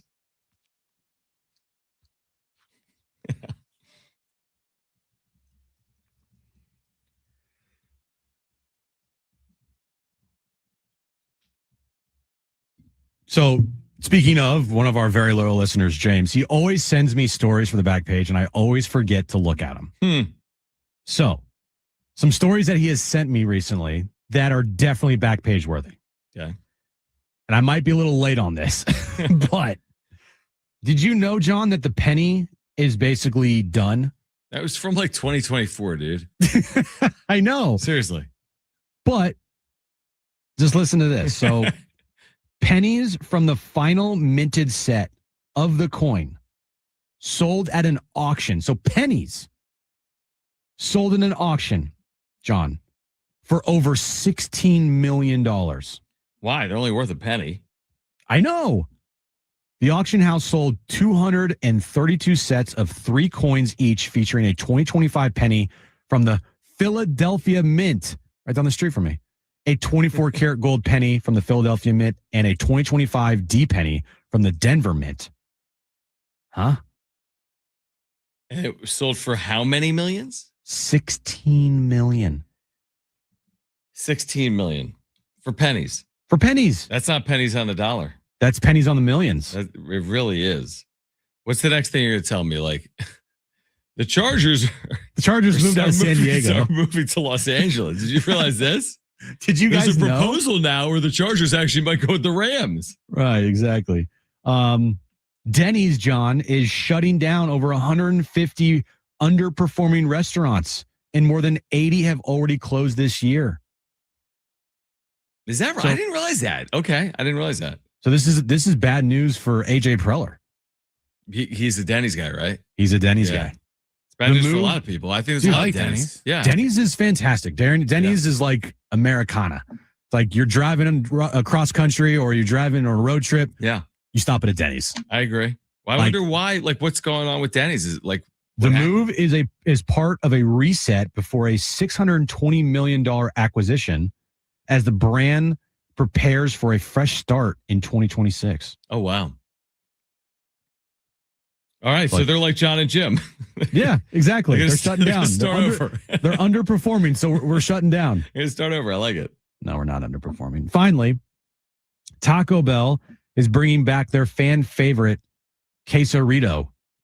Taco Bell is officially bringing back the quesarito, answering years of fans' demand for one of its most iconic menu items. The fan favorite burrito, known for wrapping seasoned beef, rice, chipotle sauce, sour cream, and melted cheese inside a grilled quesadilla, had previously been removed from the menus and limited to app-only ordering before disappearing entirely. The quesarito returns is confirmed as a limited time offer. This will be nationwide. There's no guarantee how long it will stick around for, though. Okay. Nationwide. Quesarito. Astro Manny says in the chat, gonna miss Jim's negativity. Gonna need someone to match that now. Am I the most negative person in this town in radio? You're critical. Honestly, to me, it completely works. To me, sports talk is critical. You know what I mean? Like, that's what I prefer. That's what I like listening to. I like a critical take. Mm-hmm. So I lean into your level of, I wouldn't call it negativity. I would say critical nature. And by and large, I am critical, not to the same extent you are. Manny goes 0 for 3 March 27th. You're like, something's wrong with this guy. I'm like, relax. Trade him now. He went 0 for 6 this series. Like, I was 6 at bats. I was just channeling my inner Philadelphia sports talk radio. I just didn't even know it. Yeah, exactly. You're made to honestly apply. PhillySportsStarCareers.com / I want to see your next selfie come from the Eagles jail. Exactly. Yeah. Jail.